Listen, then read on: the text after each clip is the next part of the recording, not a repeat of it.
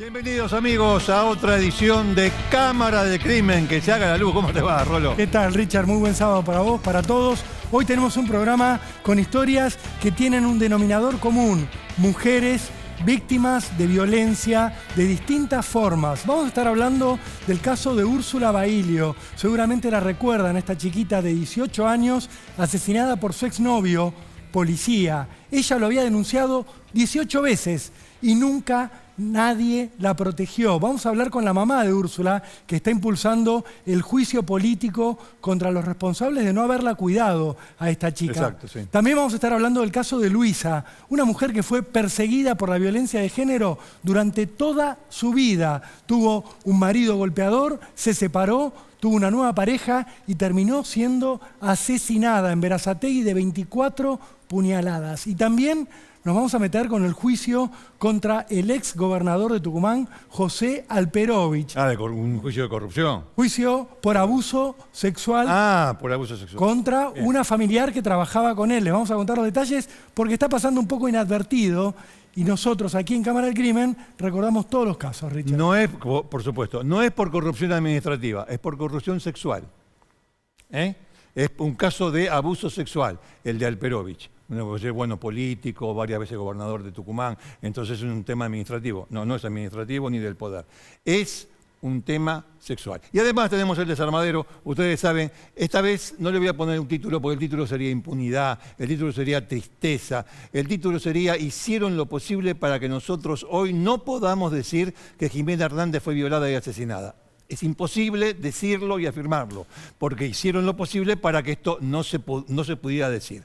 Bueno, fantástico, eso va a ser el desarmadero, pero vamos al primer tema, el de Úrsula, que es uno de los casos de Argentina que no terminan nunca. O sea, penalmente, judicialmente, hay un culpable, ha recibido una pena, pero el caso, como historia, no termina nunca. Le contamos lo que está ocurriendo ahora con aquellos que hicieron oídos sordos a los gritos de ayuda de esta chiquita después de este impacto.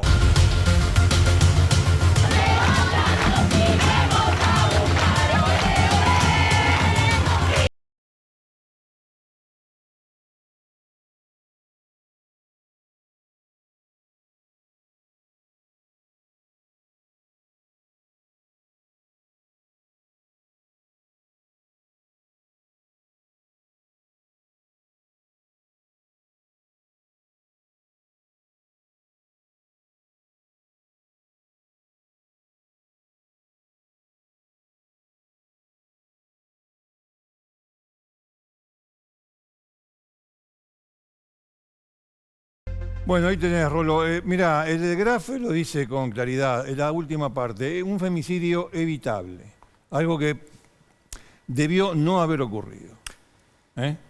No debió haber ocurrido porque la víctima fue a pedirle ayuda al Estado. Claro, hay otras víctimas de las que hablamos habitualmente que no pueden, que no saben, que no tienen las herramientas, que no tienen quizás la capacidad emocional en el momento de ir a pedir ayuda y terminan siendo víctimas de un drama silencioso. Pero no fue el caso de Úrsula Bailio. Úrsula nos conmocionó a todos por una infinidad de razones. Primero, su edad, 18 años tenía esta chiquita que vivía en la localidad bonaerense de Rojas y que había tenido la desgracia de enredarse en una relación con un joven, unos años más grande que ella, 25 años tenía, se llama Matías Ezequiel Martínez y era policía de la bonaerense. Un detalle que tampoco es menor en todo este caso porque era un hombre que trabajaba con una chapa en el pecho, con una pistola en el cinto y que se suponía en algún momento había tenido algún control psiquiátrico, algún control psicológico. Bueno, evidentemente esto tampoco había funcionado. Úrsula terminó la relación con este joven y este joven la siguió acosando, la siguió persiguiendo, siguió tratando de retomar el vínculo, convirtió su vida en un infierno. Úrsula le contó a todo su entorno lo que estaba sufriendo, les contó a las amigas, le contó a familiares, ella envió audios que escuchamos en su momento aquí en Cámara del Crimen, donde decía que tenía miedo de que Matías Ezequiel Martínez la asesinara. Ella lo decía. Y como no se quedaba solo en eso y hablaba con quienes la rodeaban, ella acudió a la justicia. Una vez, 2 veces, 3 veces. En total, Richard, hubo 18 denuncias que hablaban de este drama, que ya no era privado, era un drama público, un drama del cual se tenían que hacer cargo las instituciones. A Úrsula la tenían que cuidar, porque ella estaba diciéndole a la justicia, este joven me va a asesinar. Le estaba dando el nombre y el apellido de un futuro femicida. Esto que no pasa habitualmente, en el caso de Úrsula sí ocurrió. Ella le dio todos los datos y le dio todas las chances al Estado para que la protegieran. No lo hicieron y el 8 de febrero de 2021 Úrsula salió de su casa y desapareció. ¿Vos te acordás, Richard, que durante unas horas nadie sabía dónde estaba Úrsula? Se la empezó a buscar por todo Rojas, se empezaron a buscar en cámaras de seguridad y se terminó determinando que se había encontrado con su exnovio, con Matías, que supimos más tarde, la llevó en un auto a un paraje, a Guido Hispano, a unos kilómetros del centro de Rojas, y allí la mató a puñaladas. Luego, este joven llamó a su tío y le dijo, me mandé una cagada. Terminó confesando el femicidio. El mismo día en el cual uno de los jueces que intervinieron en estas denuncias finalmente había dicho, bueno, denle un botón antipánico a Úrsula, vamos a ver cómo hacemos para que no viole más las restricciones perimetrales que le hemos puesto. Que no dejan de ser un a este papel, policía. ustedes saben que la restricción perimetral no deja de ser un papel. Es decir, la restricción, ese tipo de prohibición de acercamiento apela a la buena voluntad del tipo. No hay otra cosa. A ver, es una orden que en muchos casos no se cumple. Entonces, es cuando a alguien le dicen, sí, te hacen una restricción de acercamiento, más que nada sirve como antecedente para lo que va a pasar después. Y lo que va a pasar después es una desgracia. Richard, se supone que cuando uno viola una restricción perimetral, tiene que haber un juez que accione y que ponga una sanción. Matías Ezequiel Martínez lo hizo en el caso de Úrsula y fue denunciado por haberlo hecho, por haber violado las perimetrales. Pero ni así la justicia actuó, ni así lo frenó. En algún momento dijeron, bueno, que haya un patrullero que haga algún tipo de recorrido para vigilar que no le ataquen a Úrsula. No se hizo nada. A pesar de que Matías Ezequiel Martínez ya tenía una causa por violencia de género en su contra. Sí. ¿Una causa promovida por quién? Por su anterior pareja. Sí, exactamente. Sí. Una causa en la que iba a terminar condenado a 4 años. A una mujer a la cual amenazó con el arma. Una causa que provocó que le dieran una carpeta médica, como le dicen en la policía bonaerense, y así estaba para el momento del crimen. Pero poco de esto se sabía en Rojas y poco de esto parece que pesó en el ánimo de los jueces a los cuales Úrsula y su familia le pidieron ayuda porque nadie la protegió de lo que era un final anunciado. Todos los femicidios duelen, todos son terribles, son tragedias imposibles de tolerar, pero que una mujer vaya y pida ayuda y nadie la proteja, bueno, lo que uno piensa es alguien más, además del asesino, que en este caso fue condenado a perpetua. Sí, Martínez fue condenado a perpetua. Eso alguien más tiene que dar explicaciones y tiene que pagar su deuda con la sociedad, porque para algo un hombre es designado juez. Por ejemplo, Luciano Calegari. Para algo lo designaron juez de paz. Para algo le dieron el poder para proteger a una mujer. Hay que pensar en cómo puede ser que siga siendo un funcionario. Bueno, de eso vamos a hablar hoy, porque hay funcionarios judiciales, reitero, como Luciano Calegari, como Marcelo Romero, que deberían estar dando explicaciones y esto se viene demorando, porque el femicidio, no sé si hicieron las cuentas, pero fue hace 3 años. El femicida ya fue condenado. Pero la historia no terminó, lo que Pero decíamos la al historia no principio. terminó, La historia no terminó. Calegari, Luciano Calegari, es uno de los jueces que debería o podría rendir cuentas por su actuación en esta causa. Es decir, no se puede, me parece a mí, no se debe, pues poder se puede porque ese tipo lo hizo. Livianamente decir, no, las violaciones a la restricción perimetral son poca cosa. No pasa nada. Se puede. ¿Por qué? Ustedes saben, el mecanismo de anticipar el futuro, los seres humanos lo hacen. Nosotros anticipamos el futuro. Le voy a dar un ejemplo muy sencillo. Está encendida la hornalla de la cocina. Usted sabe, anticipa el futuro, que si pone la mano se va a quemar. Estoy anticipando el futuro. En consecuencia, no pongo la mano. ¿Se da cuenta? Con todos los antecedentes que tenía esta bestia peluda de Martínez, con todos esos antecedentes, no se puede decir livianamente, no, esta restricción, sí, la violó, y bueno, pero en realidad es, cómo rompe esta familia, que me viene a pedir esto, me viene a pedir lo otro. No solamente eso, sino que por su propia ciencia y conciencia, Calegari por lo menos, determinó que Martínez no era una persona que pudiera hacer daño. Se le traduzco lo que vulgarmente se dice, no era una persona peligrosa. Yo sé que el tema del peligrosismo y lo de que es peligroso está muy discutido en la academia y qué sé yo. Pero bajémoslo a tierra, hablemos del aquí y ahora.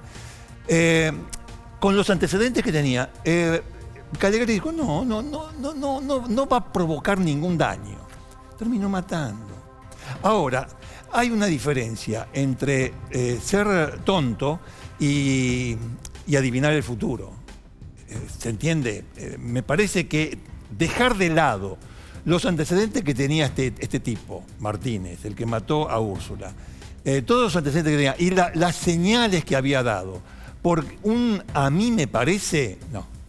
Richard, vamos a repasar una de las denuncias que había presentado en su momento Úrsula. Fíjense, el relato de los hechos, ella cuenta que se presenta, habla de la relación con Martínez, que había terminado un mes antes de esta denuncia en particular que les estamos mostrando. Ella dice que el joven ejercía violencia física y psicológica contra ella, y que cada vez que él se noticiaba de alguna de las cautelares, de alguna de las medidas que iba tomando la justicia para evitar que él se le acercara, él era un poco más violento que antes. Cuando él lo notificaban de que había una orden de no acercarse a Úrsula, lo que ocurría era que él se ponía más violento. Sí. Y esto es uno de los tantos problemas que tiene el sistema criminal en la Argentina. Cuando nos preguntamos por qué hay tantos femicidios y nunca se mueve esa curva. Bueno, porque termina siendo la víctima siempre la responsable de hacer todo. De ir a hacer la denuncia, de cuidarse, de apretar el botón antipánico, de avisarle a la policía que el agresor ha violado las restricciones impuestas, de someterse a la violencia creciente de un hombre al cual le dicen, mire, usted no se puede acercar más a esta mujer, pero no se toma ninguna medida para evitar que se acerque. Con lo cual, ¿qué hace el hombre denunciado? Va contra la víctima otra vez y le dice, vos me denunciaste, y por eso se pone más violento. Esto es todo lo que falla en el sistema, y si la justicia no toma conciencia de esto, lo que ocurre es que los casos se siguen reproduciendo. Si los funcionarios que se equivocan en estas situaciones siguen en sus lugares sin sufrir ningún tipo de consecuencias, van a seguir actuando igual. Con lo cual, la realidad que tenemos va a tener los mismos resultados, Richard. Se ha promovido juicio político. Juicio político, vamos a aclararlo, es un proceso en el cual lo que se determina no es si el funcionario, en este caso el juez, ha cometido un delito. Lo que se determina en el juicio político es si merece seguir siendo juez por lo que hizo. Ese juicio político está... Bueno, le vamos a hacer una apelación al procurador de la provincia de Buenos Aires para que esto se concrete en una palabra. Pero de eso se trata. La historia del caso todavía no terminó. Richard, vamos a hablar con la mamá de Úrsula, con Patricia, que ha venido hasta aquí para conversar con nosotros en Cámara del Crimen. Bueno, ya estamos, Rolo, con Patricia, la mamá de Úrsula, a quien agradecemos mucho que haya venido al programa para contar parte de esta historia que no termina nunca, como decíamos antes, ¿no? Los casos en Argentina no terminan nunca. Y ahora, a pesar de la condena con el culpable, el asunto no es el culpable por el momento. No es el único asunto. No es el único asunto, claro. Sino que hay una responsabilidad social de los jueces. Así es. Patricia, hay dos jueces que vos tenés apuntados concretamente. Luciano Calegari y Marcelo Romero. Sí. ¿Qué es lo que hicieron cada uno de ellos? Primero, buenas tardes. Sí, por supuesto. Muchas gracias por la invitación. Marcelo Romero, el juez de Mercedes, juez subrogante, tenía la detención inmediata el 5 de enero de Martínez, del asesino de Úrsula, porque había cometido una violación a una nena con discapacidad diferente. En ese momento tenía 8 o 9 años. La cámara Gesell dio positiva. Fueron a buscarlo y le dijeron de que él no iba a abrir y que porque era subrogante, lo dejó libre. Espere. Sí. Le dijeron de lo que había ocurrido con la denuncia, con la cámara Gesell, y qué hizo este juez subrogante. Se quedó en la pileta en su casa, no fue a hacer absolutamente nada y Martínez quedó libre. Un mes antes del crimen de Úrsula. Exactamente. A Martínez en diciembre le hacen la cámara Gesell con la nena. Sí. En enero le dio positivo y el 5 de enero la detención inmediata. No lo detuvo Marcelo Romero. ¿Cómo no voy a ir contra él? Enero, dijo usted, sí. Estaba de feria. Pero hay subrogante. No, subrogante o no subrogante. Es decir, estaba de feria, olvídese. Exactamente. Así fue. No estoy diciendo que así deba ser. Sí, las palabras que usted utiliza, exactamente. Sí. O sea, hay un juez que debió haber detenido a Matías Martínez por otro hecho. Por un abuso contra una nena. Claro. Exactamente. Un mes antes del crimen de Úrsula. Sí. No lo hizo. Martínez siguió libre para poder amedrentar a Úrsula. Úrsula lo deja. Me entero el 9 de enero de que Úrsula es golpeada, tanto por él, por sus hermanas, por la mamá. Tengo el celular de Úrsula con los audios peritados. Tengo todo. Sí. Hasta la ha golpeado en mi casa, cuando yo no estaba, que estaba trabajando. Tengo todo. Los videos acá y está peritado tal cual me lo entregó Fiscalía. Sinceramente, me entero, lo voy a buscar, lo denuncio.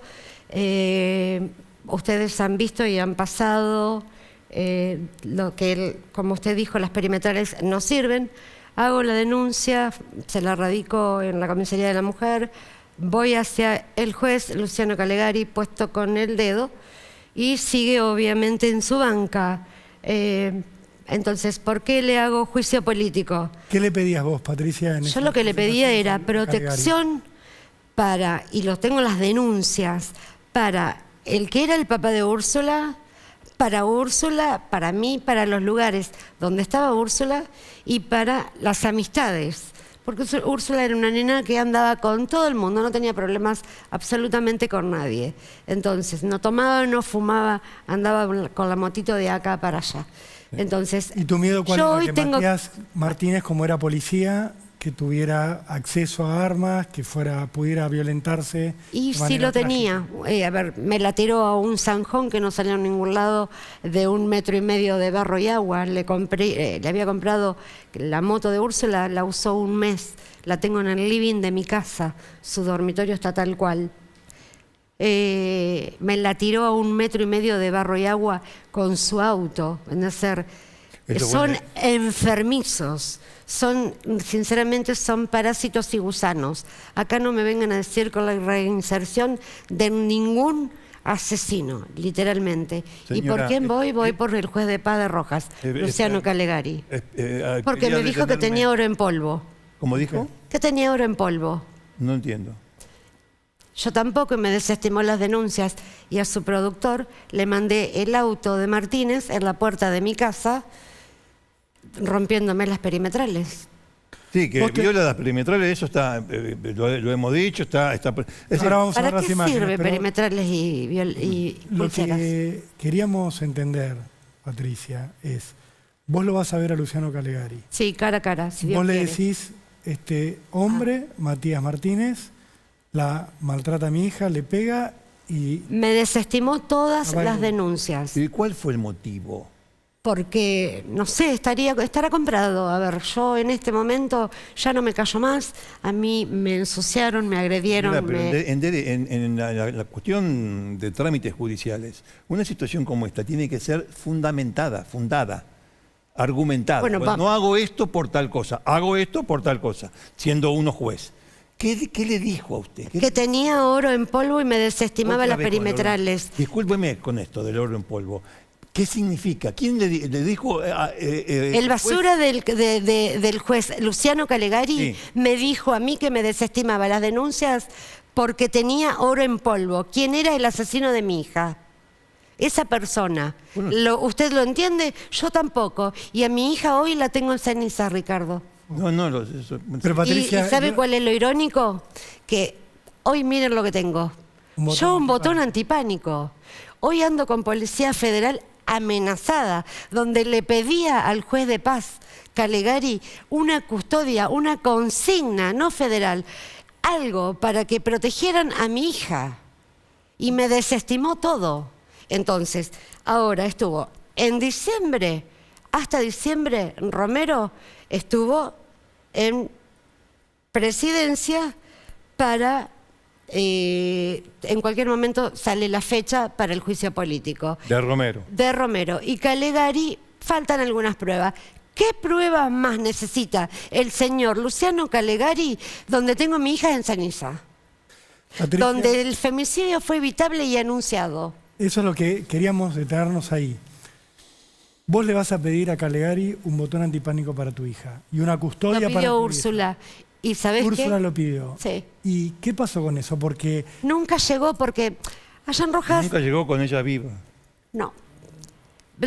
Allan Rojas nunca se dio la cara por el tema de que no había botones antipánicos. Ahora llueven. ¿Está? Después Exactamente. del ¿Pero por crimen, qué? sí. Porque fueron todos los canales. Todos los canales y estuvieron 2 días. ¿Está? Entonces, porque a mí me la mató el 8. Pero también recordemos de que, estaba el mail a 1,5 cuadras del juzgado de paz a la municipalidad, tramitado por el botón antipánico para mi hija. Y lo abren en la municipalidad el día 9. Y a mi hija el 8 me la mató y el 9 la tenía en la morgue. o sea, le habían mandado un mail a la municipalidad diciendo denle un botón antipánico a Úrsula. Claro, pero había 2 y no puedo nombrarlos porque no quiero tener más problemas. Y los 2 rotos y no estaban entregados los rotos para mandarlo a reparar. Hoy llueven los botones antipánicos. Ahora vos tenés a tu hija muerta porque no le dieron, entre otras cosas, Exacto. un botón antipánico y tenés vos un botón antipánico. Sí, botón antipánico y aparte custodia de Policía Federal. La custodia que no le dieron a tu hija. Exactamente.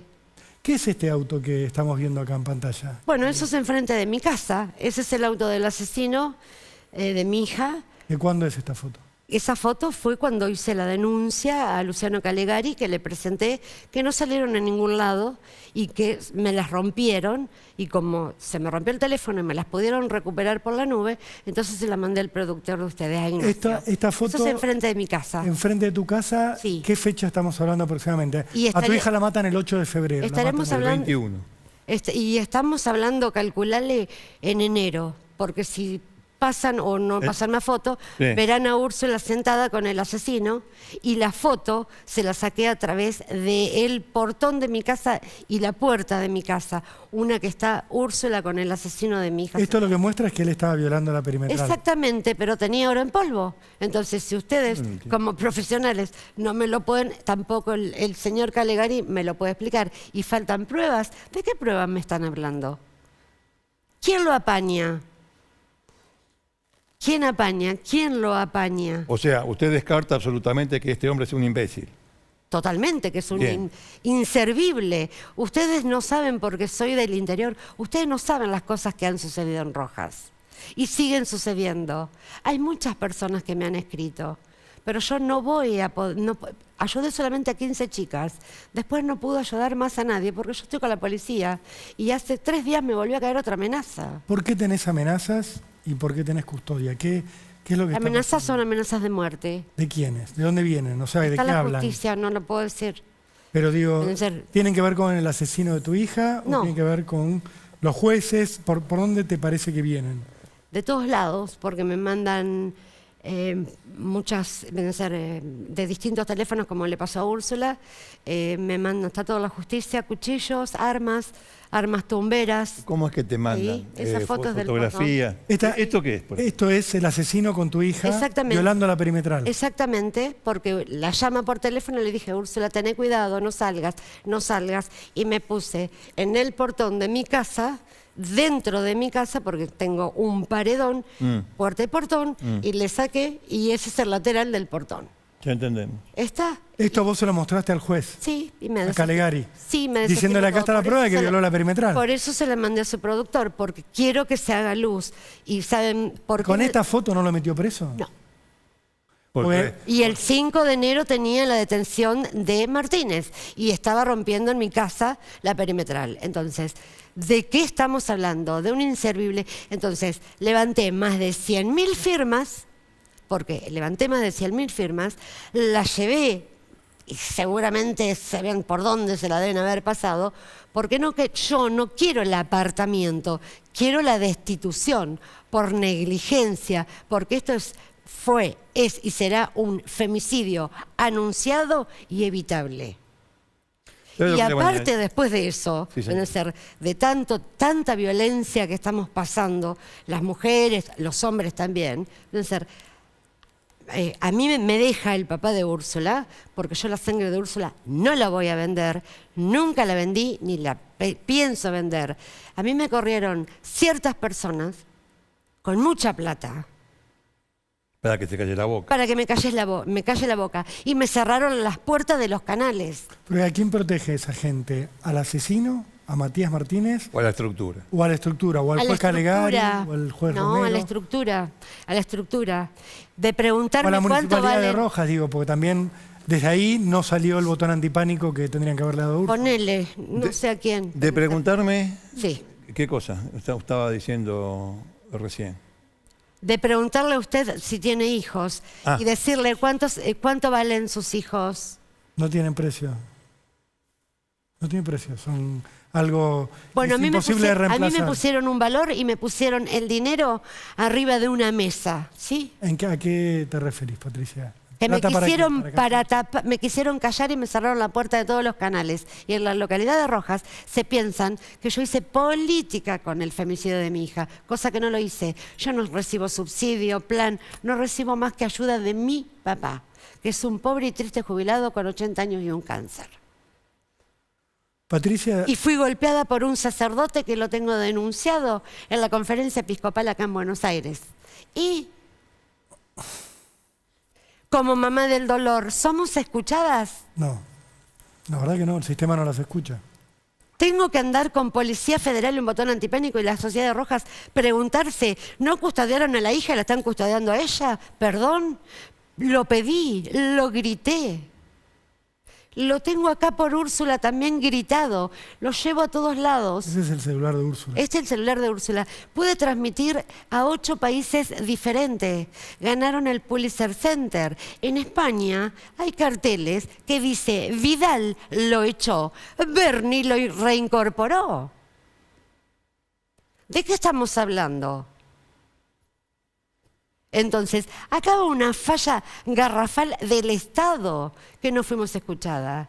A las 3 de la mañana me tenían encerrada en una comisaría. ¿Por qué? Que tuve un infarto silencioso y que mi cardiólogo con una botellita de agua mineral dándome la medicación porque tenía terror y no me decían que mi hija estaba en el medio del campo asesinada. Cuando encontraron el cuerpo. Patricia, si hoy una chica está en la misma situación en Rojas en la que estuvo tu hija, ¿el juez es el mismo? O sea, exactamente. Una chica, el novio o la pareja o el marido sí, es el mismo y no le hace pega. nada. ¿Va a ir a ver a Luciano Calegari? Va a ver a Luciano Calegari y sigue ejerciendo. Entonces, yo no quiero el apartamento, quiero la destitución y lo quiero cara a cara. Cuando sea... Cuando se realice... Exactamente. El juicio político. Sí. A ver, otra de las cosas. Llamo a la Secretaría de Enjuiciamiento. ¿Qué pasó? No figuro en la denuncia. Se lo mostré al productor. Si quieren, se lo busco un minuto. A ver, fui a firmar la denuncia contra el juez para el juicio político. ¿Qué pasó? No figuro. Tengo que tener domicilio en La Plata y tengo la foto de cuando fui a firmar el 15 de marzo del año 22. Señora, Sí, ¿le dijeron que usted tenía que tener un abogado? sí lo tengo. ¿Lo tiene? Sí, lo tengo, ¿vendría a ser para el juicio político? Sí, sí. Sí, lo tengo, acá está la placa. Miren si les miento que estuve a donde... No, Nadie duda acá de tu palabra y Nadie nadie duda de de lo que nos eso. está viendo. No, pero lo que pasa que... Y como yo esperamos sé que esto va a salir en televisión, ¿me entendés? Sí. Quiero que la gente de Rojas se entere lo que anduve. Esta es la puerta donde estuve, a donde estuve firmando y que necesito que el fiscal Torres de la provincia de Buenos Aires nombre, por favor, con la ayuda de ustedes, a 5 abogados que sean legisladores para realmente... Hacer la comisión de juicio. Exacto. Sí, para Porque hacer el ¿hasta tribunal. cuándo vamos a estar? Patricia, te quiero preguntar por Úrsula. Se cumplen 3 años de que no está, Sí. de que te la arrebataron.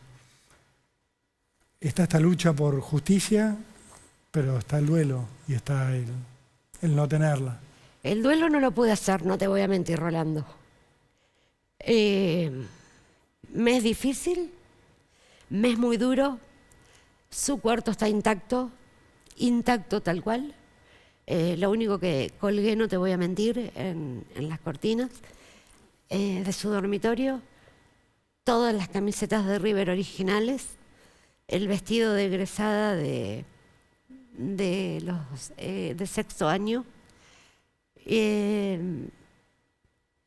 Ya fue el 8 de febrero los 3 años y ahora el 26 es el cumpleaños de Úrsula.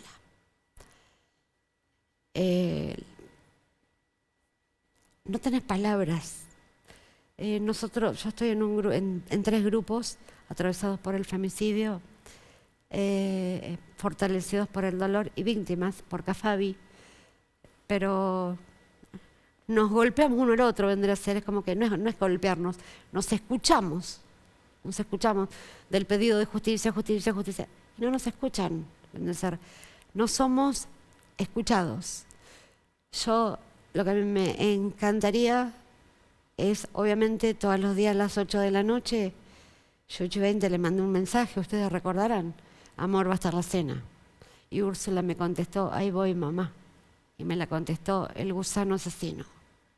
Úrsula, la data de muerte de la autopsia dio a las 20 horas. Cara dura. Se extraña muchísimo Horrores y aún más con el abandono de su padre, porque por un trabajo se cagó en la sangre de su hija.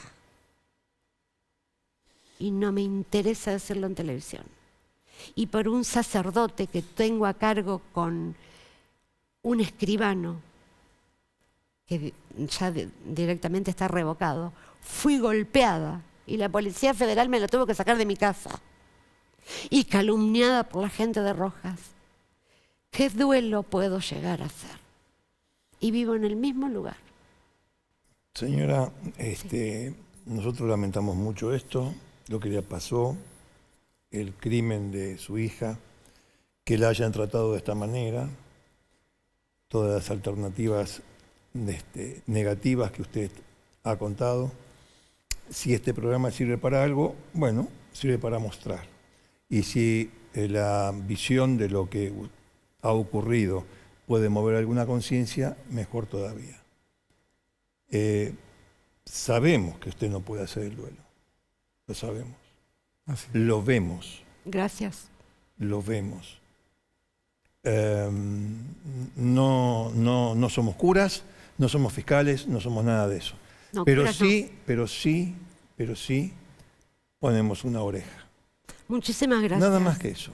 Ponemos una oreja. Muchísimas gracias, porque realmente con tanta pobreza, ¿no?, y miseria que hay, ¿por qué Luciano Calegari y Marcelo Romero no siguieron ejerciendo a ver si son destituidos o no, y ese dinero iba para los niños que hoy no tienen de comer? Sí, o para funcionarios que hagan su trabajo. Digo, ¿no? Así es, Patricia. ¿Por qué este gobierno que tenemos nuevo no hace venir a todas las mangas de corruptos que se fueron del país para que declaren lo que nos robaron? Patricia, Jugaron con nuestro dolor. no, entendemos perfectamente.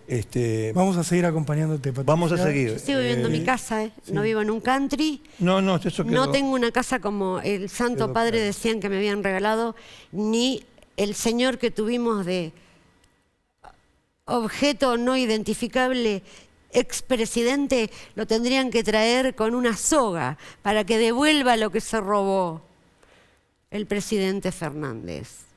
¿Sí? No tengo camionetas importadas ni vivo en un country como vive el señor. Lo sabemos. Y pago 600 euros la comida. Y perdiste a tu hija. Patricia, Y perdí a mi hija. muchas gracias por estar acá. Muchas Gracias gracias, a por tu por haber valentía. venido. Gracias a y vamos a ustedes. seguir acompañándote. Gracias a ustedes. Gracias porque pensé, como les dije cuando no estábamos al aire, de que para mí los veía muy lejos, a pesar de que vivo en Rojas, y hoy estoy en Capital. Son 230 kilómetros, pero como me habían cerrado las puertas de todos los canales por la plata que me quisieron dar, y hoy tengo otros abogados. Así que No, gracias, realmente gracias a ustedes bueno, por seguir haciendo visible al amor de mi vida. pero por supuesto. Que Dios los bendiga siempre. No, por favor. Realmente, Gracias. gracias por tenerla presente. Gracias. ¿Vamos a una pausa o...? Vamos a una barrida, Richard. Vamos a una hablar del barrida, caso de vamos a una José barrida, Alfredo. sí, y seguimos.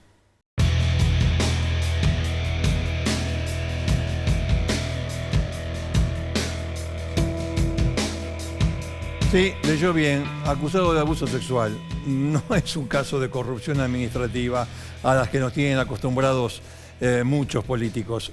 No, este es un caso de abuso sexual contra una mujer que lo denunció y ahora hay un juicio contra quien fuera gobernador de la provincia de Tucumán. Un juicio que parecía que no se iba a poder realizar nunca, Richard, porque José Alperovich, 2 veces gobernador de Tucumán, senador nacional, senador apañado por el kirchnerismo durante todo su mandato, en el medio cayó la denuncia, solamente le dieron una licencia, nunca lo destituyeron, lo dejaron terminar su mandato con tranquilidad. Parecía que iba a quedar todo en la nada porque Alperovich, la primera estrategia que tomó cuando su sobrina, y sí, vamos a decir su sobrina a pesar de que él niega el vínculo, lo denunció por abuso sexual, fue empezar con un juego típico de abogados chicaneros de cambio de jurisdicción. No, quiero que se investigue en Tucumán. No, se tiene que investigar en Capital Federal. Se fueron tirando el expediente de una jurisdicción a la otra. Alperovich quería que todo el trámite judicial se diera en Tucumán, porque claro, hay una gran cantidad de jueces que fueron nombrados por Alperovich. Nombrado por él. O sea, ¿qué le convenía a Alperovich? Que el proceso fuera en Tucumán. Finalmente, los abogados de la víctima y la Fiscalía de Género lograron que la causa quedara radicada en la Capital Federal. ¿De qué se habla en esa causa? Bueno, hay una joven a la cual no vamos a identificar nosotros. Alperovich sí lo hizo en sus redes sociales. Esto está muy mal. Recuérdenlo,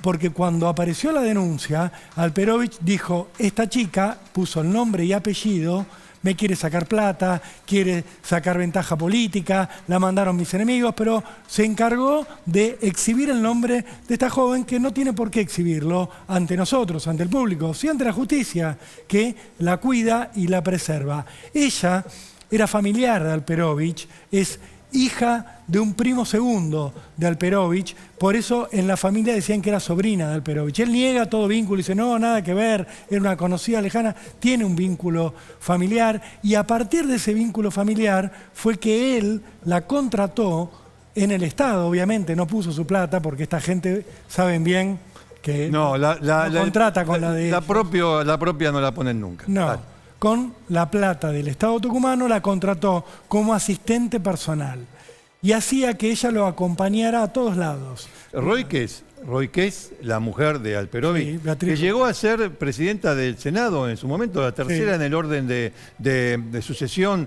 del Estado, en la época de kirchnerista, obviamente.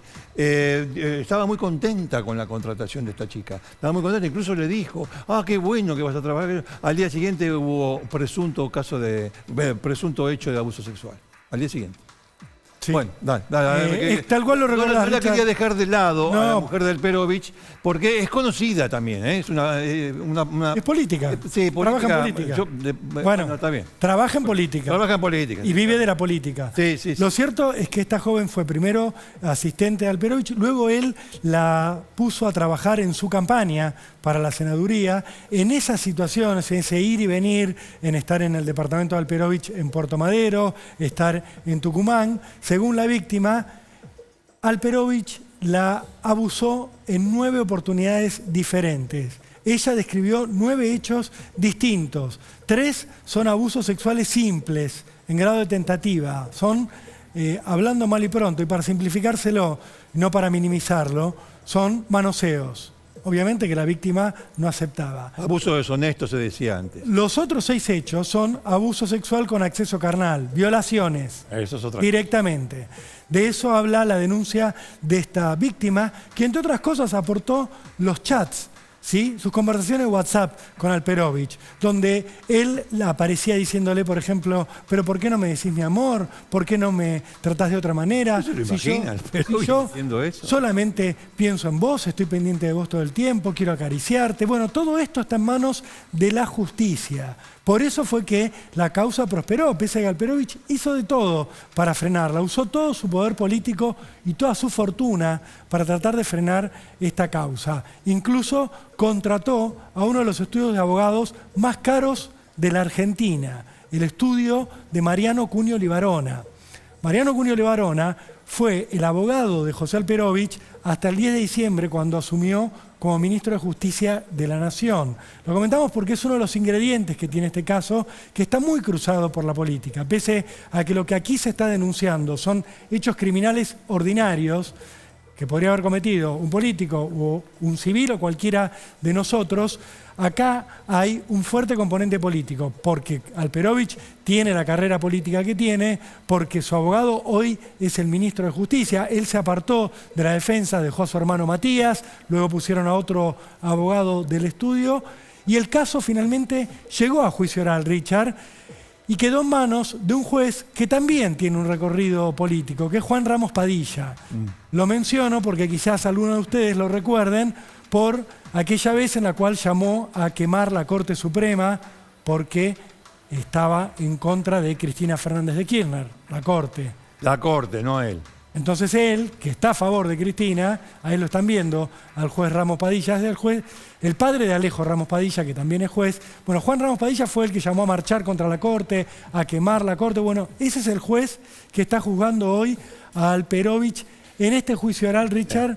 Unipersonal, no es un tribunal. Es unipersonal, Sí. en un juicio oral donde se le dio a Alperovich la oportunidad de hablar en la primera audiencia. Alperovich en esa primera audiencia dijo: no voy a declarar por el momento, pues mis abogados me dijeron que no declare en este momento. Espere. Le preguntaron de qué vive, dijo: soy empresario, vendo autos, tengo otro emprendimiento agropecuario, gano 5 millones de pesos por mes, dijo, con sus Mirá empresas vos. privadas. Bueno, está bien la actividad privada, ahora que con la nueva política de las actividades privadas y que el mercado regula todo y qué sé yo, bueno, por ahí puede hacer un beneficio para la gente. A la que parece que no le hizo ningún beneficio, esa es la denunciante. No. Si querés, Richard, lo podemos escuchar, lo que ocurrió en la primera audiencia, y después te voy a contar qué declaró la abuela de la víctima en el debate, que es una testigo clave de toda esta situación. Dale. Por consejo de mis abogados me tuve que declarar después. Les pido autorización de eso. Sé que todo dirá lo mismo, pero yo quiero decirle, señor juez, que tengo 68 años, 11 nietos, 4 hijos. Quiero la verdad, porque esto me mató. Entonces, con todo el respeto que le tengo, al Poder Judicial, porque me ajusto a la justicia, tiro la verdad. Y le pido que preste atención, señor juez, si puede, portero fiscal, a todas las pruebas, porque creo que las pruebas está la verdad, nada más. Bueno, hay un tema curioso, me parece a mí, en esta declaración de Alperovich, cuando dice tengo 68 años, tantos nietos, tantos hijos y qué sé yo, nunca dijo no lo hice.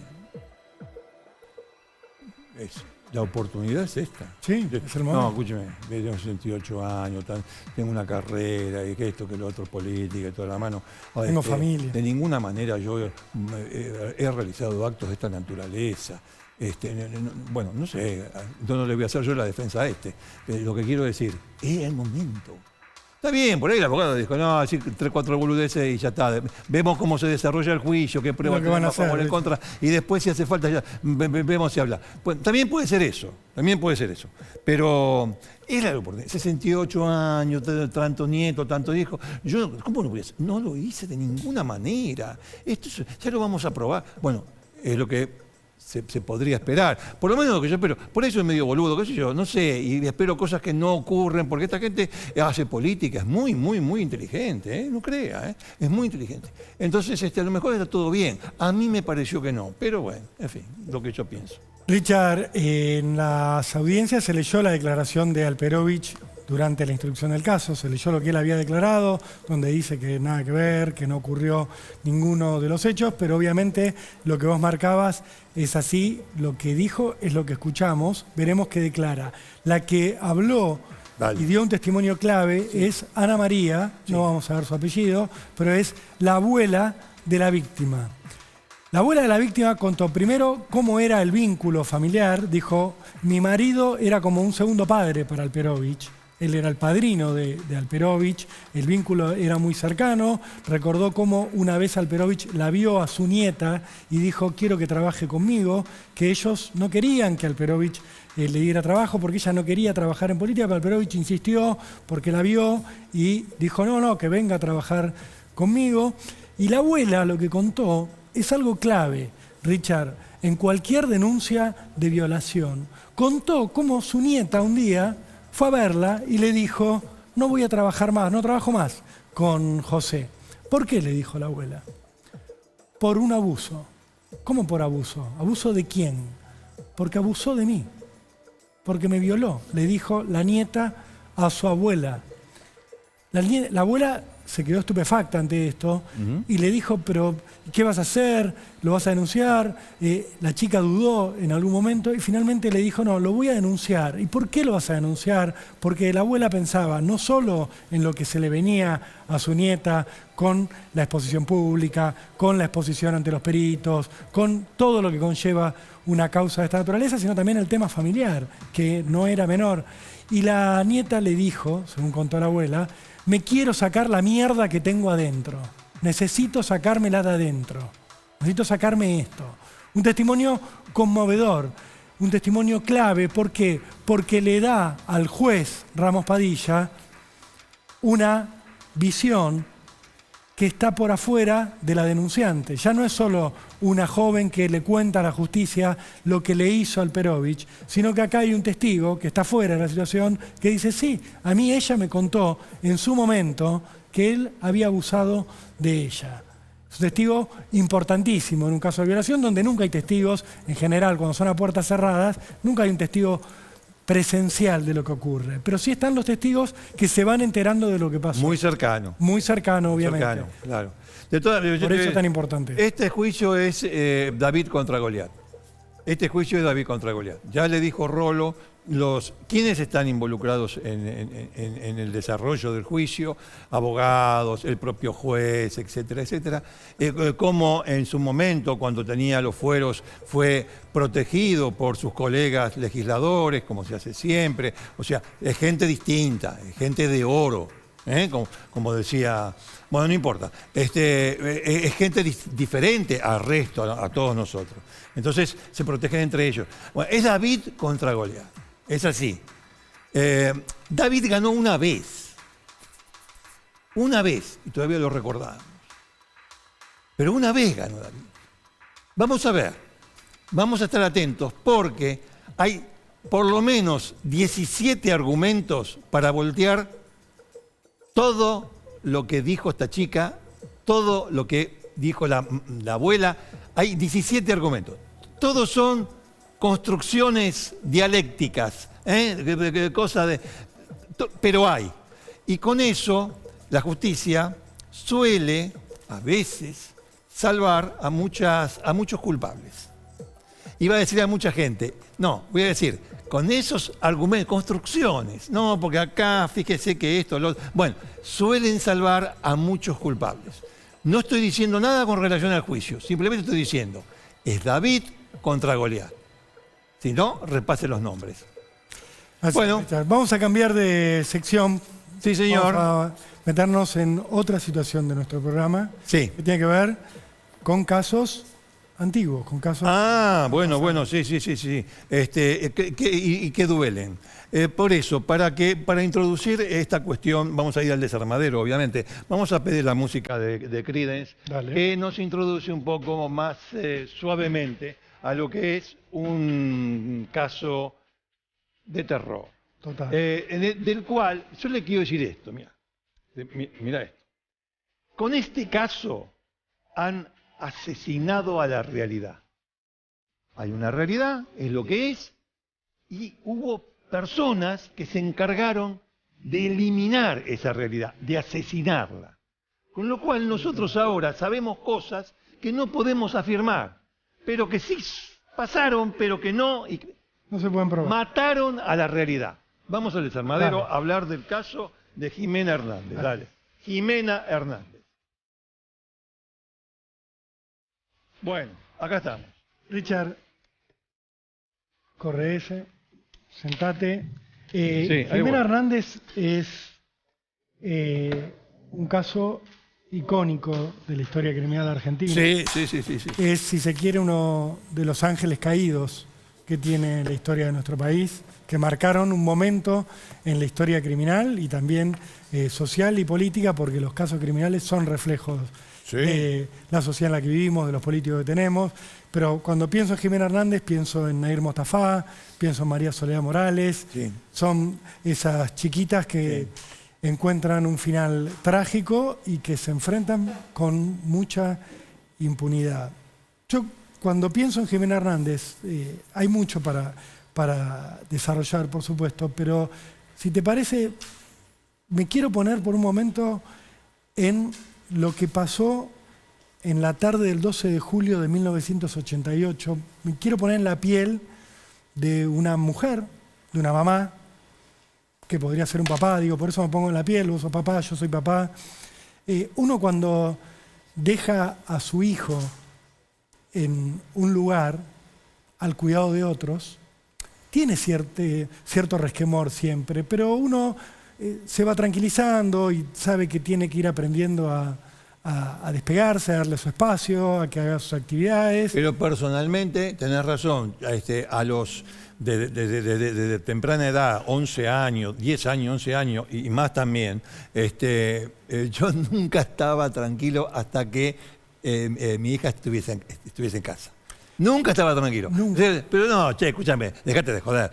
Sí, no, es decir, la apariencia y todo, pero en el fondo, hay una cosa que es, bueno, a tal hora va a venir, sí. A tal hora va a venir. Es así, o a tal hora tengo que ir a buscar, bueno, lo que sea. O lo tengo que ir a buscar, no viene al caso, si es varón o mujer. Obvio. Entonces, sí, te entendí perfectamente, te entendí. El peor fantasma, Richard, cuando vas a buscar a tu hijo, a tu hija, menor de edad, chiquito, también te pasa con adolescentes, pero el peor fantasma es cuando vas y no lo ves. Y te empieza a agarrar ese miedo atávico de, ¿y si no está? ¿Y si no lo encuentro? Vas a la puerta del colegio y ves que salen los chicos, y no ves a tu hija, no ves a tu hijo, y tenés un momento de zozobra y de duda, lo ves y te vuelve el alma al cuerpo. Sí. Tal cual. A Norma Monfardini, el 12 de julio de 1988, no le volvió el alma al cuerpo, porque ella había dejado a su hija, Jimena Hernández, en el colegio de Caballito al que iba la nena, que tenía 11 años, para que participara en una competencia de natación. De natación. En su Instituto de la Santa Unión de los Sagrados Corazones. colegio tradicional de Caballito, hoy ha cambiado de nombre, frente a la Plaza Irlanda. Sí, en ese entonces era Instituto de la Santa Unión Sí. de los Sagrados Corazones. Ahora puede llamarse... Era un colegio importante, Sí, un colegio, grande, sí, sí. que ocupaba casi una manzana y que tenía un natatorio. Sí. Y Era que hacían una competencia Claro, de natación. Sí. era invierno, Richard, 12 de Claro, julio, julio. Sí, sí. frío, pileta climatizada, carpa arriba de la pileta, para obviamente que los chicos pudieran competir. Jimena tenía que nadar ese día, Sí, tenía que competir, tenía justamente. que competir. La mamá llega pasada las 5 de la tarde, ve que están todos los padres buscando a los chicos, Ujú. que salen, que se encuentran, que se abrazan, ve a las compañeritas de Jimena, Sí. obviamente, ve a los profesores de Jimena, y Jimena no estaba. Jimena no estaba. En lo que ella tenía un determinado espacio o turno o momento para nadar. La llamaron en su momento. 3:30 de la tarde tenía que nadar Jimena. ¿No apareció? Entonces, ¿qué hicieron? Siguieron mencionaron a la siguiente. alumna siguiente. A la siguiente. Y bueno, y se pasó todo hasta que se terminó la competencia y lo que vos decías, llegan los padres. Bueno, ¿dónde está? No, pero la vieron allá, ahora debe salir del vestuario. Dale, salir del vestuario, le decían a la mamá. Los demás se lo decían, bueno, obviamente. Pero vos la viste, no, estaba acá, cuando entramos. En fin, cosas del momento, cosas que se Sí, suelen pero decir. empezaban Pero a la pasar nena los no estaba. minutos, se iba la gente, Sí, iban se los iba la chicos, gente se iban y los no- padres, los abuelos, los tíos, y Jimena no aparecía. Y no aparecía, y no aparecía. El natatorio quedó vacío. Sí, en el natatorio quedó vacío. Ya no quedaba nadie. Salvo un pibe. ¿Y qué hace Norma? Lo llama al papá de Jimena, Sí, Jorge Hernández, sí. y le cuenta llorando que no la encontraba Jimena.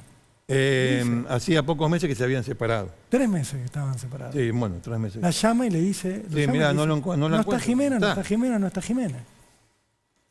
Y no está Jimena. Y el otro le dice, bueno, pero ya va a aparecer. No, por acá no está, no aparece por ningún lado.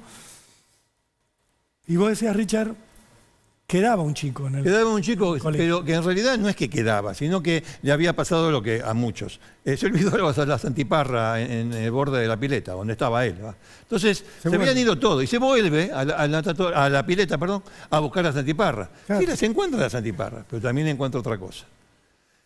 Dicen que en la pileta había reflectores que iluminaban el agua y que a pesar de los reflejos le permiten a este chico, cuando va a agarrar las antiparras, Sí, ver que en el fondo había un cuerpo. había un cuerpo. Sí, que resultó ser Jimena. Era Jimena Hernández que estaba en el fondo de la pileta, a donde nunca había nadado. No, porque no nadó. Entonces. Entonces empezaron todas las preguntas. Obviamente, cuando el chico ve esto, le avisa a autoridad del colegio, Sí, claro. van y le dicen a la mamá, a Norma, a la mamá de Jimena, que está hablando por teléfono, pega un grito, empieza a escuchar exclamaciones a su alrededor. Jorge Hernández llega a enterarse de que habían encontrado a la nena, y ahí empieza una situación caótica para los papás de Jimena, Sí. de shock. Llaman a la policía, obviamente desde el colegio, se llevan el cuerpo de la nena, y enseguida ya desde el colegio planteaban, la nena se ahogó. O sea, Sí, claro, acá no hay nada extraño, bueno, mejor dicho, hay una tragedia, la nena se ahogó. Se ahogó la nena, pero si cuando la llamaron no estaba. Bueno, pero la nena se ahogó. Pero Sí, nadaba escuchame muy una bien, cosa, además. Jimena nadaba muy bien, además.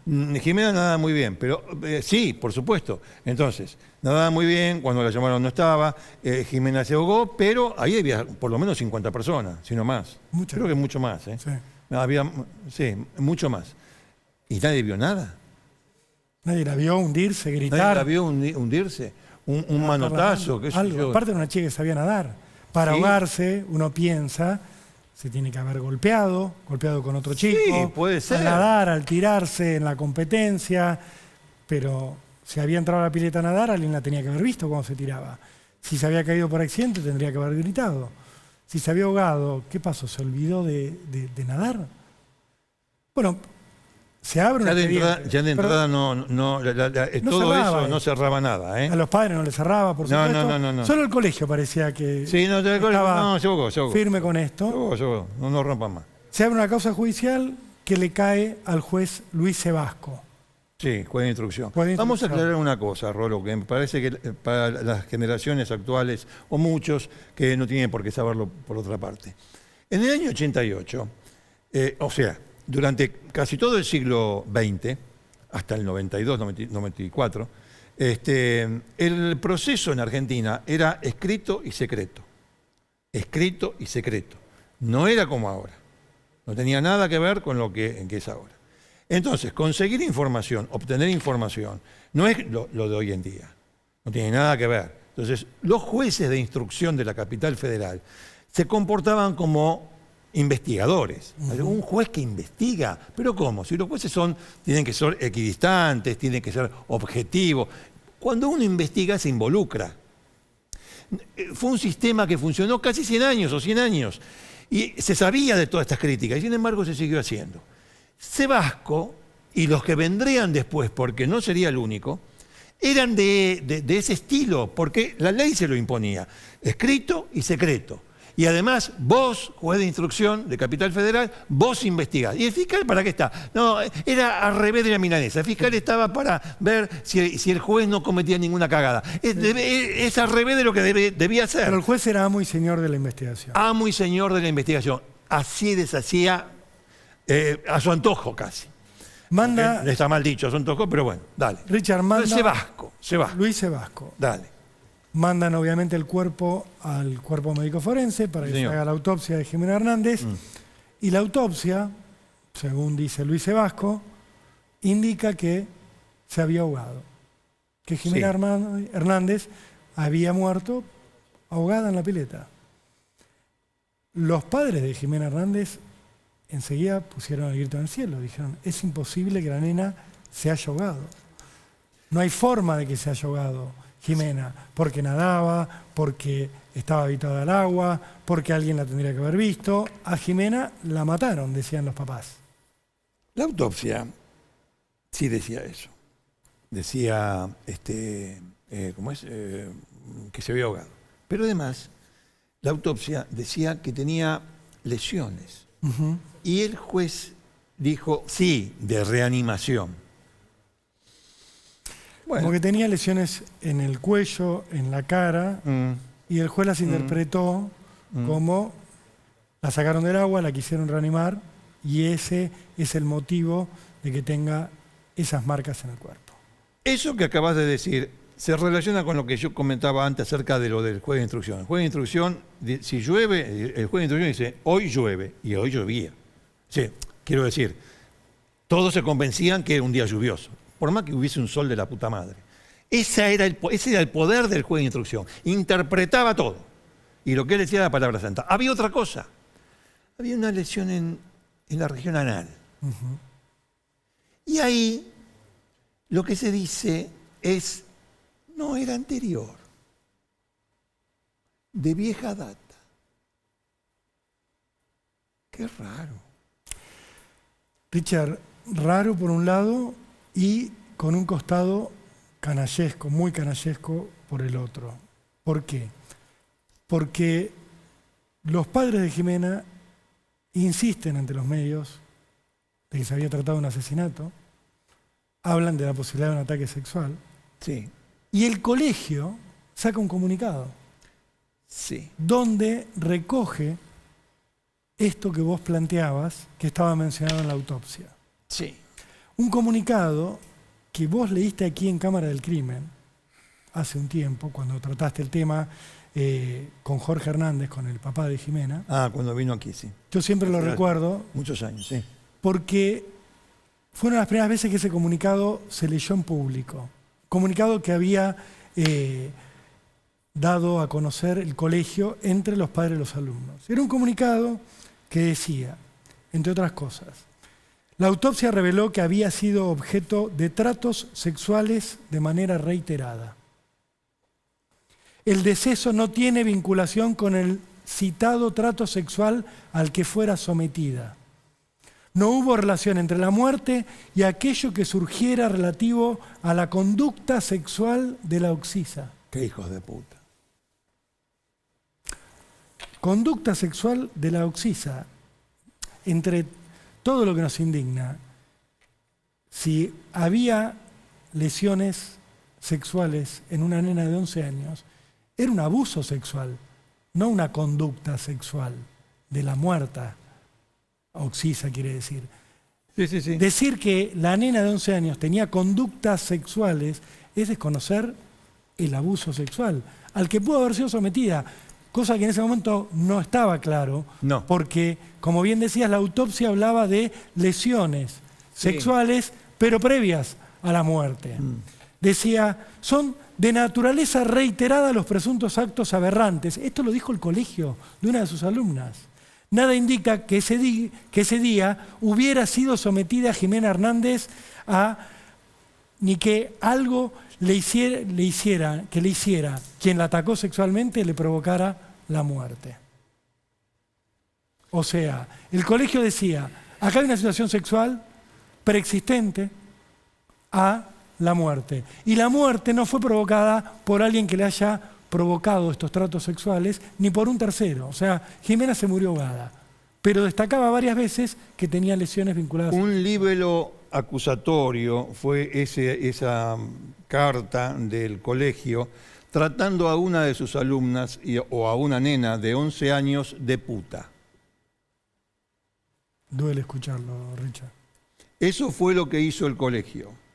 Hablar en esas circunstancias donde hacía muy poco tiempo había muerto Jimena y habían encontrado su cuerpo en el fondo de la pileta, hablar de la conducta sexual de la víctima o hablar de la conducta sexual de una nena de 11 años es de reverendísimo hijo de puta. La verdad que sí, Richard. Lo que hizo la justicia, lo que hizo el juez Luis Sebasco con este cuadro de situación es sacarse el expediente de encima. Dijo, bueno, acá ni siquiera denunció el abuso sexual al que habría sido sometido la nena en algún momento. Ponerle que él no creyera que la habían atacado sexualmente el día de su asesinato o de su muerte accidental. Sí. Bueno, debería haber ordenado que se investigara si había sido abusada en algún momento. Más allá de eso, él se saca el expediente de encima y lo manda a un juzgado correccional, o sea, un juzgado que investiga delitos de menor pena, como puede ser una negligencia que hubiera llevado a la muerte por ahogamiento de Jimena en la pileta. También digamos que en aquel entonces estaba dividido, ¿no? La cuestión, o sea, los delitos de determinada cantidad de sanción, de pena menor, iban a lo que se llamaba juzgado de correccionales. Y los que tenían de 3 años para arriba, más o menos, ahora no me acuerdo bien, pero más importantes, iban a los juzgados de instrucción. Que muchos le decían juzgados de inquisición, pero bueno, al margen. Richard, la Entonces, causa va a un juzgado le cae a un correccional que se llamaba Omar Faciuto. El juez era Omar Faciuto, sí. ¿Qué hace Faciuto?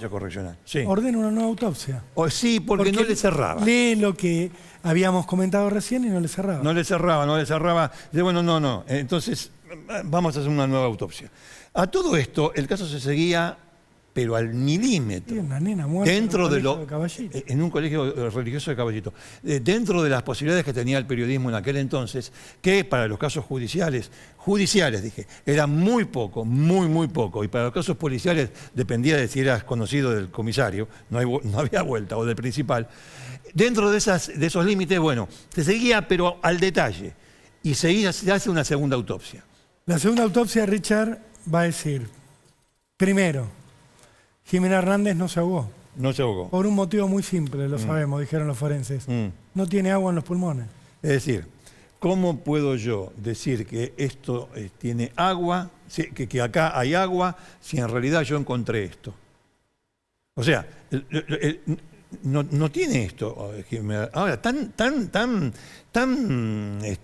grosero, grueso pudo haber sido el error de la primera autopsia de hablar de un ahogamiento cuando no tenía agua en los pulmones. No tenía esto, nada. Bueno, sigamos. Fíjate, ahí está la noticia.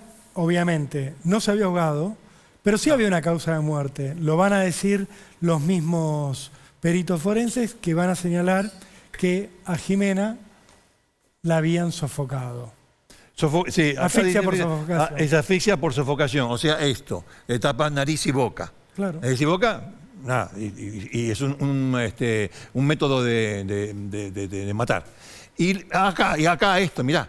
Y luego arrojada al agua. Claro. Luego, o está sea, muerta. la tiran muerta.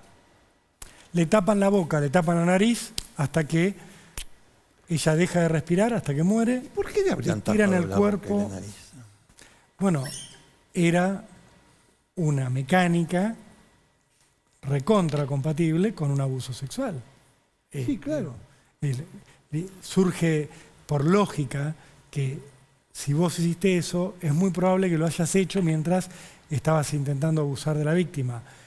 Y si lo vinculamos con que habían encontrado algunas lesiones, podía estar. Igual la segunda autopsia no constata las lesiones en las zonas íntimas de Jimena, no habla de violación, no habla de abuso. Es verdad. Dice, las lesiones, las marcas que puede tener tienen que ver con la propia naturaleza en el momento de la muerte, no lo confirma, pero queda planteado como una posible hipótesis, la del abuso seguido del asesinato. Para esto, lo que piensa el juez Faciuto es, bueno, Jimena fue a la pileta. Jimena estaba a punto de tirarse a nadar. Sí, porque incluso la habían visto en el vestuario cambiándose y poniéndose la malla. Tenía una malla. Sí, claro. Entonces, le pide a los peritos, bueno, y con la malla que encontraron, ¿qué sacaron de la malla? Y los peritos le dicen, ¿qué malla? Acá. ¿Qué malla? No mandaron malla acá, No. a la morgue. No, otra vez la cana. No. Lo vamos a decir. La malla, que es una prueba, estaba en un cajón de escritorio. Adentro de una bolsa. Adentro de una bolsa. Había estado adentro de esa bolsa durante semanas, Richard. Sí. Cuando los peritos dijeron, cuando se la mandaron, ¿qué encuentran? Hongos. Hongos. Porque estaba húmeda, la metieron en una bolsa y la dejaron en un cajón. Vos sabés lo que soy. Bueno, obviamente vos sabés. Le digo al público en realidad, no a vos. En aquel entonces el ADN era toda una cosa novedosa y acá no se hacía. Y los padres de Jimena, sobre todo el padre, insistió para que se haga un examen de ADN sobre esos restos, muchos de ellos.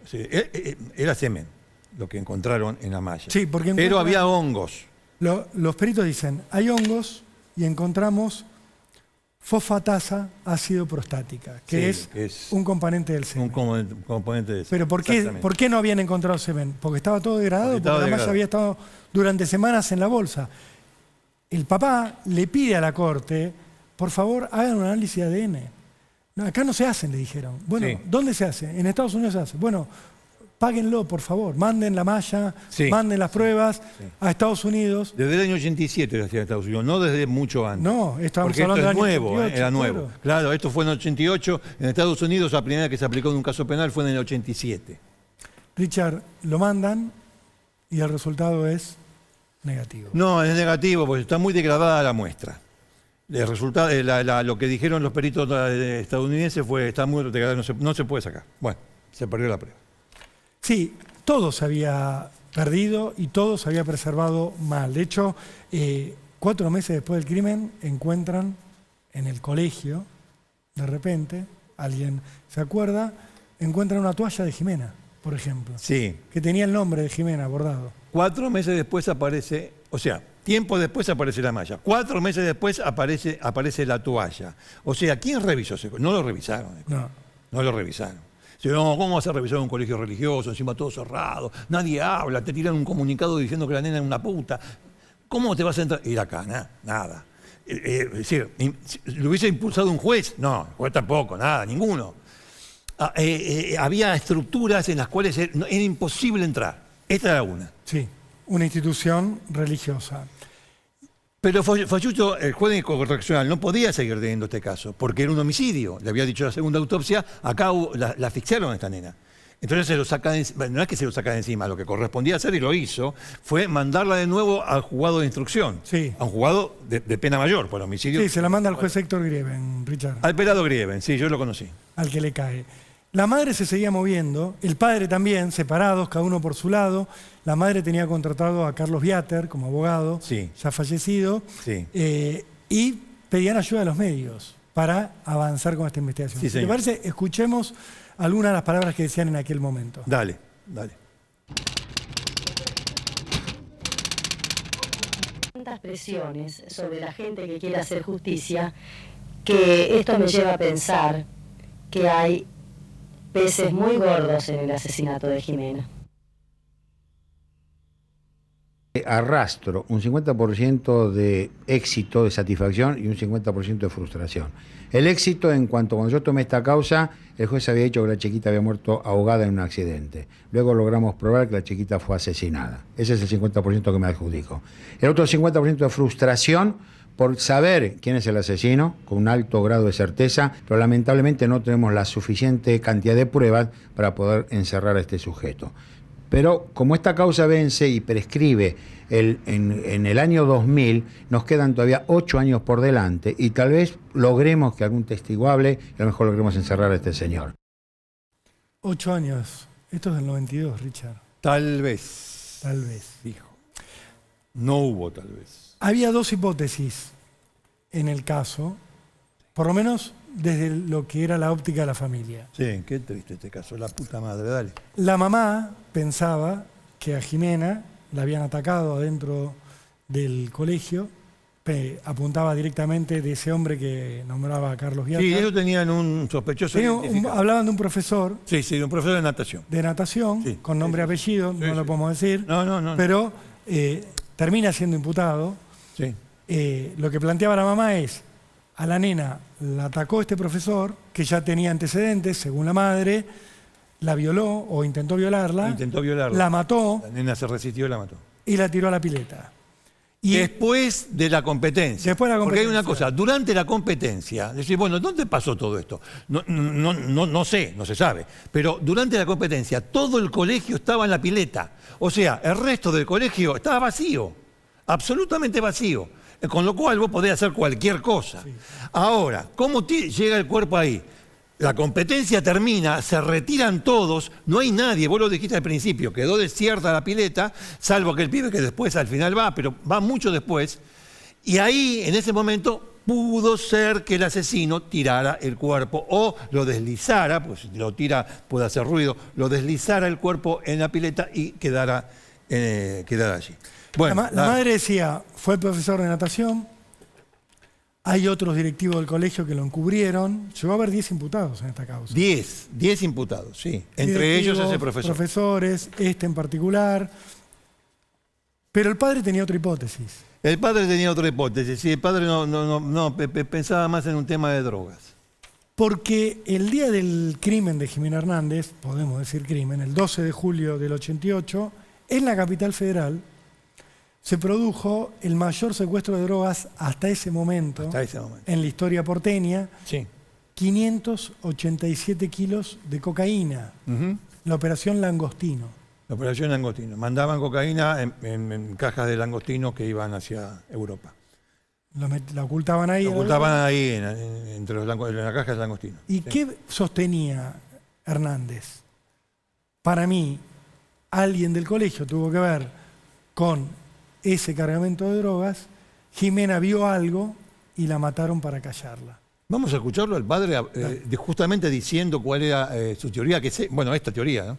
Vamos a verlo. Dale. ¿Qué pasó? Ese día estaban descargando droga en el colegio, mi hija vio a su profesor de Atlanta y a su profesor del Santa Unión disfrazado de sacerdote, estaban preparados para distribuir drogas en una serie de colegios que ese día iban a competir ahí al Santa Unión. Y la vieron, la asesinaron, para que se callara la boca, para que no dijera nada. Luego encubrieron este hecho, haciéndolo aparecer como que se había ahogado dentro de la pileta, pero la realidad es que la asesinaron fuera de la pileta, que la ingresaron en un bolso por la puerta giratoria, adentro de la pileta, la arrojaron y después armaron todo ahí una escena para llamar a un chico, decirle que vaya a buscar un gorro que habría en la pileta, que lo habían tirado ellos mismos, para encontrar el cadáver ahí. Bueno, esta teoría del padre, el padre la mantuvo hasta el fin de sus días. Sí. Yo te digo que a mí me cierra más la otra. Sí, tiene más lógica. El padre, por un lado, que siempre sostuvo esto, fue quizás el más mediático, el que insistió mucho con Sí. El reclamo de justicia. Sí. Él llegó a pelearse con el abogado de la madre. Llegó a pelearse muy feo con el abogado de Claro. la madre, con Viater, que peleábamos Claro, antes, que que también falleció. Bueno. Porque el abogado de la madre decía, no, la mató alguien en el colegio, la Claro, intentó violar y la mató. Y él decía, no, estás encubriendo a los narcos, lo empieza a acusar. Sí, estaba muy Viater acelerado. lo denuncia por calumnias. Jorge Hernández va a almorzar a lo de Mirta Legrand un día. Sí. Cuando sale la policía lo detiene. Sí, por esta denuncia de calumnias del abogado de la mujer. En de el la año exmujer. 2000, Richard, justo cuando estaba por Sí, escribir la sí, causa, sí. lo detienen, ahí estamos está, viendo. lo detienen. Fue todo muy mediático. A ver. Argentina me aplica tortura judicial para que no hable de Jimena. Me quieren hacer callar y que no investigue más. Bueno, Ahí se lo llevaban, Richard. Al padre de una criatura que apareció muerta en una pileta con todos los indicios de haber sido un crimen en 1988. Sí. Y acá estamos en el 1988, acá estamos en el 2000. En el 2000. Y se lo están llevando detenido mientras la causa entraba en el camino de la De prescripción. la prescripción, exactamente. Hernández nunca le perdonó a Luis Sebasco su postura inicial. De hecho, No. cuando Luis Sebasco le hacen la audiencia para nombrarlo fiscal general de la Ciudad de Buenos Aires en Sí, que lo 2002, fue. Sí. Hernández va a la legislatura a tratar de oponerse, a tratar de frenarlo. Pero la causa nunca avanzó. Richard No, pasó no, por no otro avanzó. juez, por Mauricio No. Zamudio. Se declara- El juez Grieven, al sindicado por la familia, por la madre y su abogado como autor, y a los otros 9 imputados, porque eran 10 en total, los sobresea a todos. Va a la Cámara y la sala sexta de la Cámara del Crimen dice, con relación a ese sobreseimiento de Grieven, no, tienen que seguir investigando. Vuelve la causa a los juzgados de instrucción y le toca al juez Mauricio Zamudio, que se encarga de comprar una linda almohada y dormir hasta que la causa prescribió. La causa prescribe, se archiva en 2007. La mamá de Jimena pide a la Corte que la declare imprescriptible. Le dicen que no, la Le dicen Corte que que no. eso no está previsto por la legislación argentina. Exacto. Sí. Con lo cual, la causa queda archivada, cerrada para siempre. 2 datos nomás. Dale. La remera que tenía puesta Jimena ese día la encontraron en el colegio 5 años después del crimen, entre unas colchonetas. Entendieron bien, ¿no? Vamos a cerrar con esto. Entendieron bien, ¿no? La malla en un cajón y tiempo después le hacen una pericia que no pude encontrar nada porque está en un cajón. La toalla a los 4 meses y a los 5 años la remera. No hay impunidad. No, ¿qué va a haber? ¿Te parece a vos, Richard? ¿Le Lo que parece? sí hubo en esta causa fue encubrimiento. Alguien Sí, o sí, muchos sí. encubrieron Sí. lo que había ocurrido. Hay muchos nombres que no podemos decir. ¿Por qué? Porque mataron la realidad. Así es. Bueno, Es un caso tremendo este. Michael. Bueno, Miguel. hice la interpretación, la policía. Y la policía, claro, cuando la llaman y rescatan el cuerpo, sacan el cuerpo de la Exactamente. pileta, Con claro. los uniformes de la época. Estamos hablando de 1988, un caso que tiene 35 años, que marcó la historia criminal argentina Sí. y que quedó impune, Quedó y que impune. Miguel Paradiso retrata de esta manera. Con su talento habitual, que no tienen acostumbrado. Si quieren ver más de lo que hace ídolo. Miguel Paradiso, Gracias. Miguel Paradiso Arte en Instagram, y todas las obras con las cuales engalana Cámara del Crimen cada sábado. Muy amable, gracias. No, por favor, querido. Es muy lindo el panuelito. Vamos a... Gracias. Dale. Bien, continuamos en Cámara de Crimen. El caso que vamos a tratar ahora, Rolo, tiene como un denominador común, sobre todo para la víctima.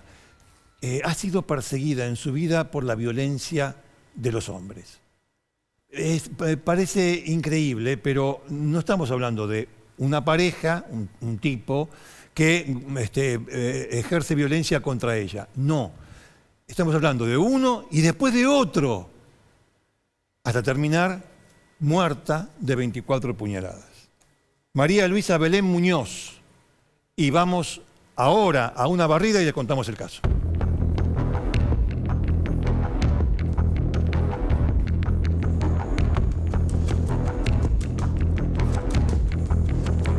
Richard Luisa tenía 34 años, tenía 4 hijos de entre 3 y 12, un hijo chiquito, Sí. Y había sido perseguida por la violencia de género durante gran parte de su vida. Como bien decías, a los 19 años ella conoció a un hombre, Alejandro Albornoz, con el cual se puso de novia. Según cuentan en el entorno de Luisa, en un momento de esa relación adolescente, de jóvenes, Albornoz le pegó a Luisa. Sufrió violencia de género esta joven que decidió dejarlo.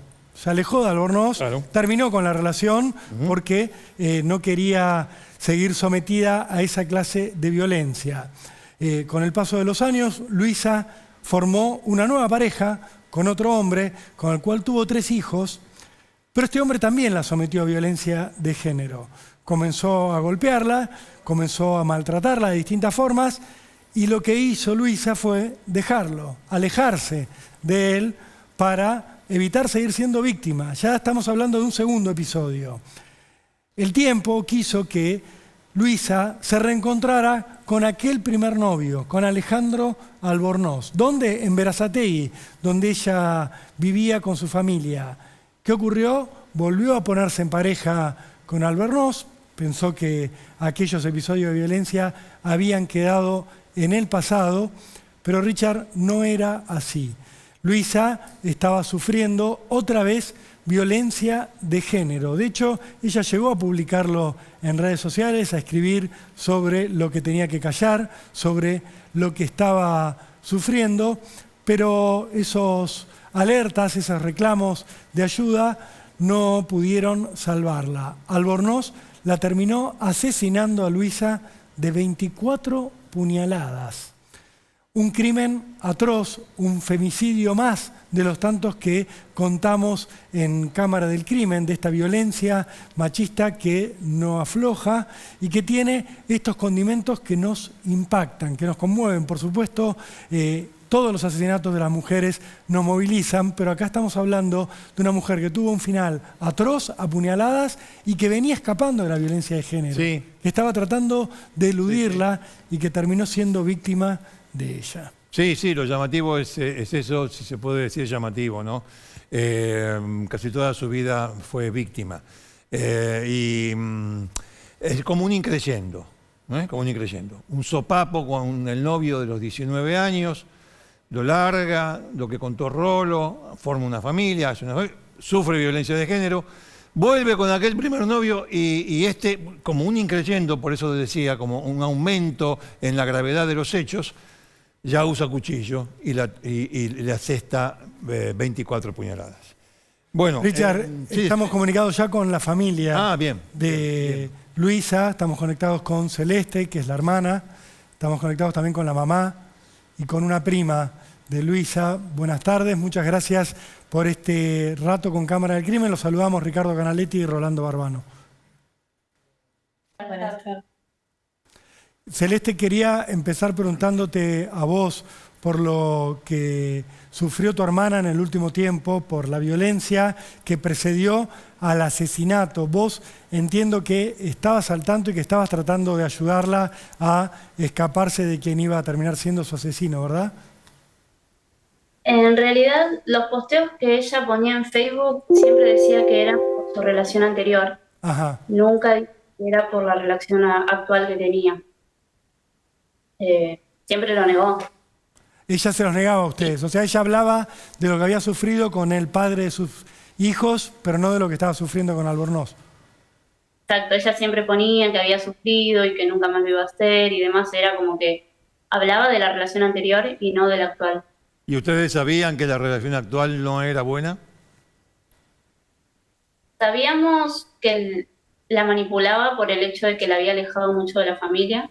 Mi mamá hacía 4 años que ya no podía ver a mis sobrinas ni a ella, no tenía contacto, no hablaban, nada, y vivimos a la vuelta. Pero Pero sabíamos que era más... ¿por qué motivo? ¿No? La señora Alejandra es la señora que está ahí en el medio entre ustedes dos. Digo, ¿por qué motivo? ¿Porque hubo una pelea, por ejemplo? ¿O simplemente, no sé, no respondía a los llamados? ¿Qué pasó? ¿Por qué no veía a sus nietos? Porque mi hija decidió formar pareja con Albornoz Sí. cuando comenzó la pandemia. Cuando comenzó la pandemia, sí. Entonces, al no poder tener contacto, yo le hacía videollamadas, hasta que en un momento me dijo que no le hiciera videollamadas porque las nenas se peleaban por querer saludarme. Entonces le mandaba mensajes de audio hasta que me dijo que las nenas se peleaban porque querían contestarme al mismo tiempo los audios. Entonces les mandaba mensajes de texto y llegó el momento en que ya no me los contestaba, o sea, como quien dice, me clavaba el visto y nada más. Sí, sí. Y bueno, yo las pocas veces que podía pasar por la casa, si las nenas estaban en la terraza, yo desde abajo tenía la posibilidad de hablar con las nenas, hasta que llegó un momento en que las nenas me hacían con la manito por abajo, chau, y me veían a mí, se tenían que ir de la terraza, porque tenían prohibido también hablar conmigo. Prohibido. ¿Y quién les prohibía? ¿Vos llegaste a saberlo esto? ¿Si era ella o si era él el que directamente le daba esta orden a los chicos? Él les daba esas órdenes. Incluso, bueno, mi hija que había quedado embarazada, y cuando lo tuvo al bebé, también en plena pandemia,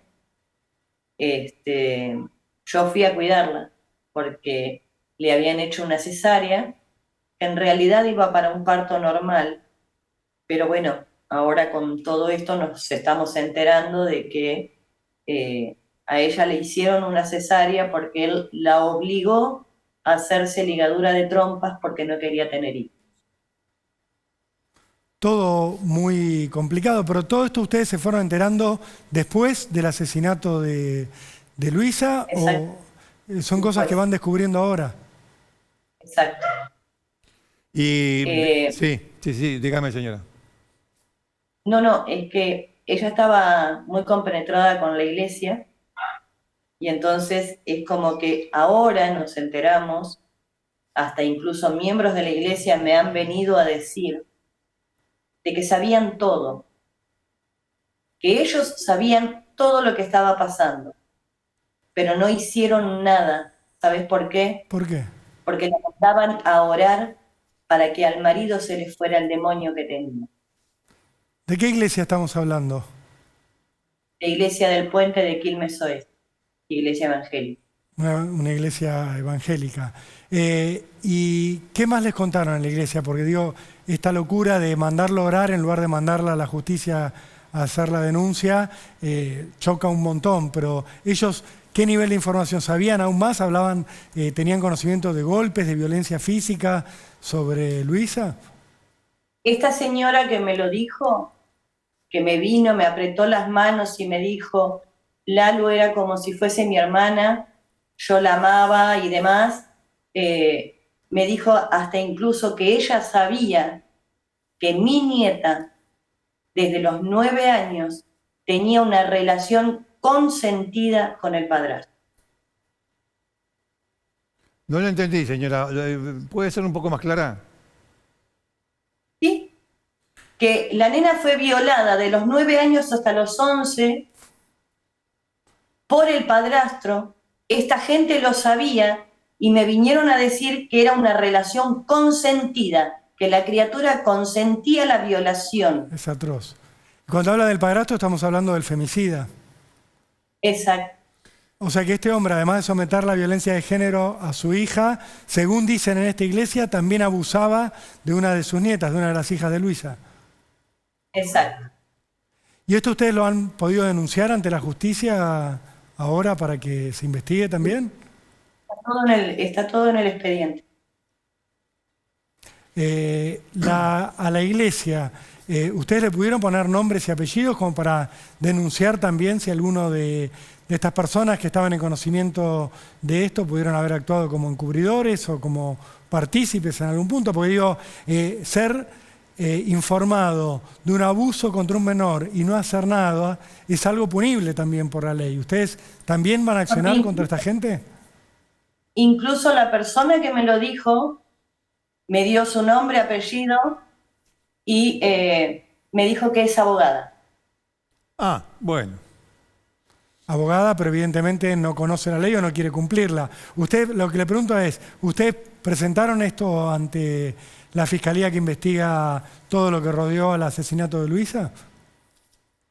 Esto lo tenemos que, o sea, yo lo que presenté hasta el momento fue toda la declaración que hicimos el mismo domingo, que bueno, uno se va enterando las cosas a medida que va pasando los días. Puse lo de la violación porque vino una vecina también a testificar que se lo habían comentado ahí,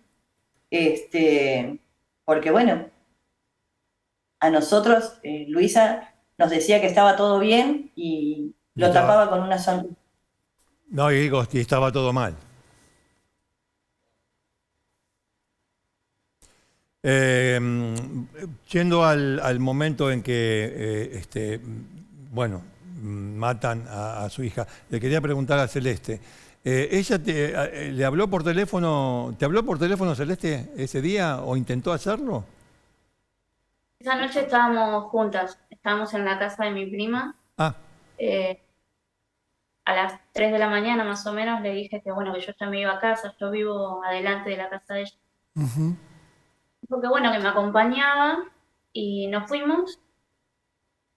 Yo entré, bueno, por mi entrada y ella tiene un pasillo que entra hasta el fondo. Y ahí fue cuando yo, bueno, entré al baño, me cambié y cuando me acosté fue que escuché los gritos. Tengo la pared de mi cocina que divide y da al baño de ella. Ahí fue cuando la escuché gritar.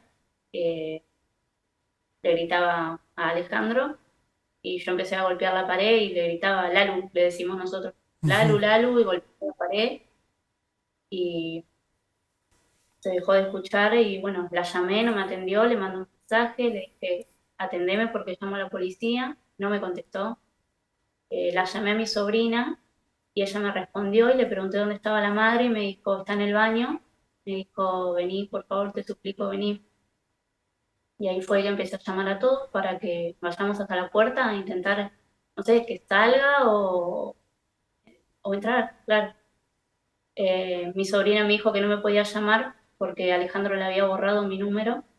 Ella estaba tratando de comunicarse con la gente de la iglesia, pero todos dormían a esa hora, que nadie no tenía cómo pedir ayuda. O sea, yo la llamé, no sé, la llamé, se me dio por llamarla y bueno, me pude enterar de eso. ¿Estaba Albornoz ahí en la casa? Sí, él fue quien llamó a la policía. Ah, él llamó a la policía. ¿Y qué le dijo a la policía? Mi sobrina me mandó un mensaje y me dijo Ale que ya llamó a la policía, pero que llames vos también. Supuestamente los policías dijeron que él en el llamado había confesado el crimen. Nosotros hasta el momento no sabíamos nada. Y bueno, ellos vinieron, no sé cuántos móviles eran muchos. Y bueno, sabían que habían 4 menores adentro porque él les dijo. Entonces, bueno, procedieron como tenían que hacer. ¿Los chicos vieron algo de la situación final del asesinato de su mamá? No, escucharon que se habían peleado en el baño, pero no vieron. Es un horror. ¿Los chicos cómo están ahora y dónde están en este momento? Los chicos están conmigo, están bien, están contenidos con toda la familia. Bueno, recién el lunes me van a firmar una guarda provisoria. Claro. Para que yo pueda comenzar ya con la guarda definitiva. bueno, para poder presentar todo en los colegios y bueno, al bebé le faltaba toda la documentación. ¿No estaba documentado? Tiene 3 años ya, ¿verdad? Estaba documentado, pero por lo que me dice la nena mayor, es que Albornoz había hecho desaparecer toda la documentación del bebé, porque de esa manera tenía para castigar a su mamá. Para castigarla. Es una historia de terror con la que se están encontrando, ¿verdad? Digo, cada detalle que nos cuentan conmueve más que el anterior. Y pensar estos chiquitos en el medio de toda esa situación y conviviendo con este violento, uno piensa, ¿qué destino el de Luisa, que terminó escapando de un violento para caer en manos de otro violento? ¿Ella llegó a denunciar a su anterior pareja por violencia de género? ¿Pudo hacerlo o fue solo una cuestión que hizo pública entre sus allegados y entre ustedes?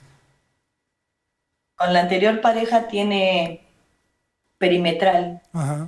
porque incluso el 29 de noviembre del 2023 ella había vuelto a hacer las perimetrales por resguardo a las nenas, más que nada, porque bueno, también nos enteramos, porque ahora que tenemos los papeles en mano, estaba acusado de que el propio padre le había puesto un cuchillo a la criatura en el cuello para amenazarla a ella. Entonces, por eso tenía la perimetral. Bueno, son gente sin límite, uno y otro, bueno, sobre todo el último que termina matando, ¿no? Pero bueno, gente sin límite. No hay palabras, en realidad no hay palabras, porque su hija, tu hermana, sufrió casi toda su vida este tipo de acciones, ¿no? Sí. Con uno la pudimos rescatar porque habló. Claro. Porque tenía opción que hablar y porque estaba en contacto con la familia. Entonces, con el primero la pudimos salvar. Con el segundo no. Con el segundo no. Qué tristeza. ¿Ustedes sabían de la relación previa que había tenido con Albornoz cuando ella era joven y por qué motivo se había cortado en aquel momento el vínculo? En aquel momento eran muy chicos. Y bueno, ella había decidido cortarla. Es más, el pibe no entraba a mi casa, venía hasta la puerta que se veían porque, no sé, eran compañeros de escuela, una cosa así. Y ella misma me dijo, no, mamá, ya con Ale no pasa más nada, qué sé yo. Y todo adolescentes. Claro. Sí, se entiende. No, pero porque uno piensa en los antecedentes que tenía este hombre, que ya había sido agresivo con Luisa y que termina reencontrándose con ella para asesinarla después de tener un hijo. La verdad es que es escalofriante, es todo muy reciente, fue el último domingo este crimen, pero lógicamente es muy impactante ver lo que fue la historia de vida y el recorrido de Luisa y de sus hijos. Y me imagino para ustedes estar viviendo esto. Pasa que para ella, como él, cuando volvió a reencontrarse, él iba a la iglesia, era como que él había sacado la maldad de su corazón y que se había transformado en una persona de bien. Bueno, los hechos lo desmienten. Señora, su hija había terminado sus estudios secundarios y tenía la intención, la finalidad de seguir una carrera, ¿no? ¿Es así? Ya estaba inscrita en la facultad, la había inscrito a la prima. Ah, perfecto. ¿Y qué iba a estudiar? Martillera pública. Martillera pública. Claro. O sea, estaba llena de planes, tenía un hijo chiquito, tenía otros 3 hijos y se termina encontrando con esto. Albornoz la iba a dejar estudiar por lo que ustedes conocen ahora, porque vemos que la tenía aislada de casi todo su entorno. ¿Era un motivo de conflicto también esto o no llegaron a enterarse ustedes? El tema de que ella fuera a estudiar. Sí, ella sí, la iba a dejar estudiar porque si bien ella ya había estudiado, ya había terminado el secundario, ella durante el 2023 se mostró totalmente distinta, contó que su relación había cambiado, que estaba bien, que yo veía feliz y había empezado a salir, iba a la casa de las amigas, cosa que antes no hacía, Ujú. que ella decía que era por la pandemia que no salía. Nunca dijo que él que no la dejaba salir. Claro. Son cosas que hablamos por las nenas. Ella decía que por la pandemia que resguardaba a su familia, que no salía, y por eso es que en el 2023 empezó a salir, empezó a estudiar, se empezó a juntar, a reencontrar con todos, de vuelta, empezó a venir a mi casa, a la casa de sus amigos, de primos, tías. Dígame, para ir cerrando, porque ya no tenemos mucho más tiempo, ¿a qué se dedicaba Albornoz? ¿Cuál era su trabajo, oficio, profesión? ¿Qué hacía? Él era electricista y Electricista. albañil. Bien. Bueno, les agradecemos mucho a las tres como esta comunicación con Cámara de Crimen, con Rolando, conmigo.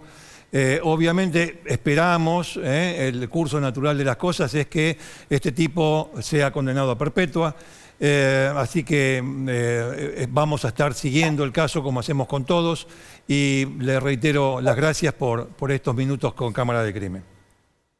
Gracias. Y las personas que sabían y que no hablaron también. Sí, Sí, por sean supuesto, investigadas, eso es por lo que supuesto que esperamos. sean investigadas, claro que sí. Muchas gracias. Gracias. Qué historia la de esta mujer, ¿eh? No, y además la importancia de hablar. Sí. Sí, la importancia de hablar. Pero y hablar con la persona correcta, porque lo que estamos Sí, viendo acá es que habló con las personas incorrectas. habló Muy con bien, gente muy bien. de una iglesia. Muy bien. No hacemos ningún juicio de valor sobre todas las iglesias, pero esta iglesia en particular, según cuenta la familia, sabía de la violencia de género que sufría Luisa y sufría de los abusos sexuales que habría sufrido su hija mayor. Y no hicieron nada con esto, solo los mandaron a rezar. Eso tiene que tener una consecuencia penal. Esperemos que la justicia también avance en ese sentido, Richard. No se enoje, pero el demonio no existe. Hay varones y mujeres malos. El demonio no existe. Bueno, Rulo, ¿hacemos una pausa? Dale, vamos a Dale, pausa y volvemos.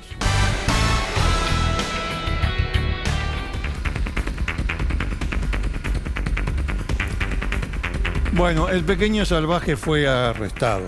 El pequeño salvaje que tiene varios homicidios en su haber, pero es un pequeño salvaje porque los cometió desde los 15 años, 15, 17. Martincito le decimos porque no podemos dar su nombre y apellido. Seguramente lo recuerdan porque su mamá estuvo aquí, perdón, no la mamá de Martincito, sino la mamá de una de sus víctimas, estuvo aquí en Cámara del Crimen. El caso por el cual lo conocimos a este adolescente fue el asesinato de Lara Fernández, una nena de 16 años que en la madrugada del 1 de enero de 2022, cuando estaba en una plaza de Parque Barón en Loma de Zamora con sus amigos festejando el Año Nuevo, fue asaltada por la banda de Martincito, que intentó robarle el celular, le pegó un culatazo en la cabeza a Lara y la mató de un tiro en el lugar, delante de todos sus amiguitos, mientras la mamá de esta nena, que es policía de la ciudad, estaba trabajando aquí en la capital, cuidando a los ciudadanos. Su hija era asesinada por este menor de edad, que escapó en el momento. La policía empezó a buscarlo, no sabemos con cuánta premura. Lo que sí sabemos es que un mes después, mientras todavía estaba prófugo, Martincito, junto a otro sospechoso, asesinó a un hombre en San Isidro, también en un robo. La policía lo termina ubicando en marzo de 2022. Martincito a los tiros se resiste a aquella detención, a él lo balean, es internado, luego lo mandan a un instituto de menores. Del instituto de menores se escapó, Richard. ¿Cómo lo encontraron? Robando de nuevo, cuando estaba cometiendo el segundo de una seguidilla de robos. Lo volvieron a detener, lo llevaron a otro centro de menores, de ahí intentó fugarse. Como intentó fugarse, ¿qué hicieron los del centro de menores donde estaba? Lo trasladaron a otro centro de menores, se lo sacaron de encima y lo mandaron a otro centro de menores. ¿Cuándo? En enero de este año. Lo trasladaron un 7, el 8 de enero se fugó Martincito, ya con 17 años. La tuvimos aquí a la mamá de Lara Fernández, la primera de sus víctimas conocidas, al menos nos contaba de este joven. Vamos a hacer así, vamos a poner al aire un pedacito, un fragmentito de la entrevista que le hicimos a la mamá de Lara. Y después vamos al final. Enterando todo muy de a poco. Al principio no entendía nada, no caes en la realidad de realmente lo que pasó. Es una mentira, crees que te están mintiendo, que lo de tu hija es mentira. Pero bueno, con el pasar de los días, cae el primer detenido, y ahí nos vamos enterando del resto. Y este pibe Martincito, ya me habían dicho que en el barrio lo conocían todos, porque a mí me empezó a llegar mensajes de los vecinos más que nada.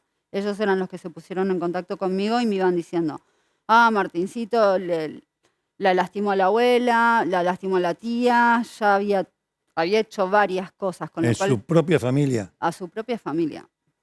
De hecho hay denuncias de eso, no estoy hablando porque sí, hay denuncias de su propia abuela que le clavó un cuchillo en la cabeza para matarle y quedarse con la casa. Con lo cual estamos hablando de que es una persona muy complicada y conflictiva. ¿A qué edad hizo eso? Pero claro, eso fue a los 14 años. A los 15 años. A los 15 años. La mata a Lara. Él estando prófugo el 2 de febrero, yo me entero hace muy poco. En principio no quería decirlo mucho porque estaba todo en investigación. Él el 2 de febrero sale a robar con Benjamín Ábalos y van en un auto y a la Ferrer y él asesina a otro hombre, de la misma manera que a mi hija. Martincito, lo terminan agarrando en marzo, abril, se tirotea con la policía, sin problema, él sacó el arma, se tiroteó, le terminan poniendo 3 disparos en las piernas y lo terminan agarrando. Él es muy conflictivo, apuñaló a un detenido, a un compañero, prendió fuego a un colchón, entonces los institutos, ¿qué hacen en estos casos? Se lo sacan de encima. Y como se lo sacan de encima, lo trasladan a otro instituto. Lo trasladan al instituto un viernes y el sábado de la mañana levanta un alambrado y se escapa por ahí abajo. Yo lo que no quiero es que mate a otra persona inocente. Por un celular, por un auto, por una moto. Bien. Así hablaba la mamá, Richard. Lo detuvieron ahora. Sí, en Lanús. En Lanús. Poneme el video. Dale, en un robo lo detienen. Ahí estamos viendo las imágenes previas al arresto de Martincito, que como les decíamos, estaba robando. ¿Qué estaba robando? Una moto. Quería robarse ahí está, bien. Una moto a mano armada. Su costumbre, le encanta robar vehículos. En alguno de esos robos ha matado. Ahí aparece viene la policía. Fíjate. No tiene ningún problema el pibe. El pibe va corriendo hacia la cana. Este es el cómplice. Sí. Este que estaba acá, el de la moto, que te deja la moto tirada, el cómplice. Un policía lo va a correr, pero no, se ve que no lo agarra porque lo van a ver volver. Mientras está allí Martincito, al que el otro policía dice, tirate del piso. Sí. Lo agarran en el momento que cometían un robo. Estaban robándole a alguien que está fuera de cuadro. Sí. Obviamente, toda la situación es muy gráfica en cuanto a los niveles de agresividad, de violencia de Martincito, que estaba prófugo de la justicia por 2 homicidios, igual estaba en la calle ¿se ve? robando. El que está apuntando a alguien que está ahí atrás, que no está en cuadro. ¿Ve? Este es Martincito. Ahora vuelve Martincito. Ahí vuelve. ¿Por qué? Porque escuchó el sonido. Y va directamente hacia ellos. Que haya disparado o no haya disparado era una cosa de momento. Esta vez no disparó. Y así detenían a Martincito. Richard. Bueno, ahí cayó. No hemos tenido tiempo para más. No. Ya terminamos. Terminamos con Cámara del Crimen, señores. Llegamos al final de esta edición. Así que los saludos del caso, de la ocasión, para la familia de Palma por los libros de Hammurabi, claro, y para Gustavo Arce por la pilcha de Agustino. Ci vediamo fra una settimana. Arrivederci.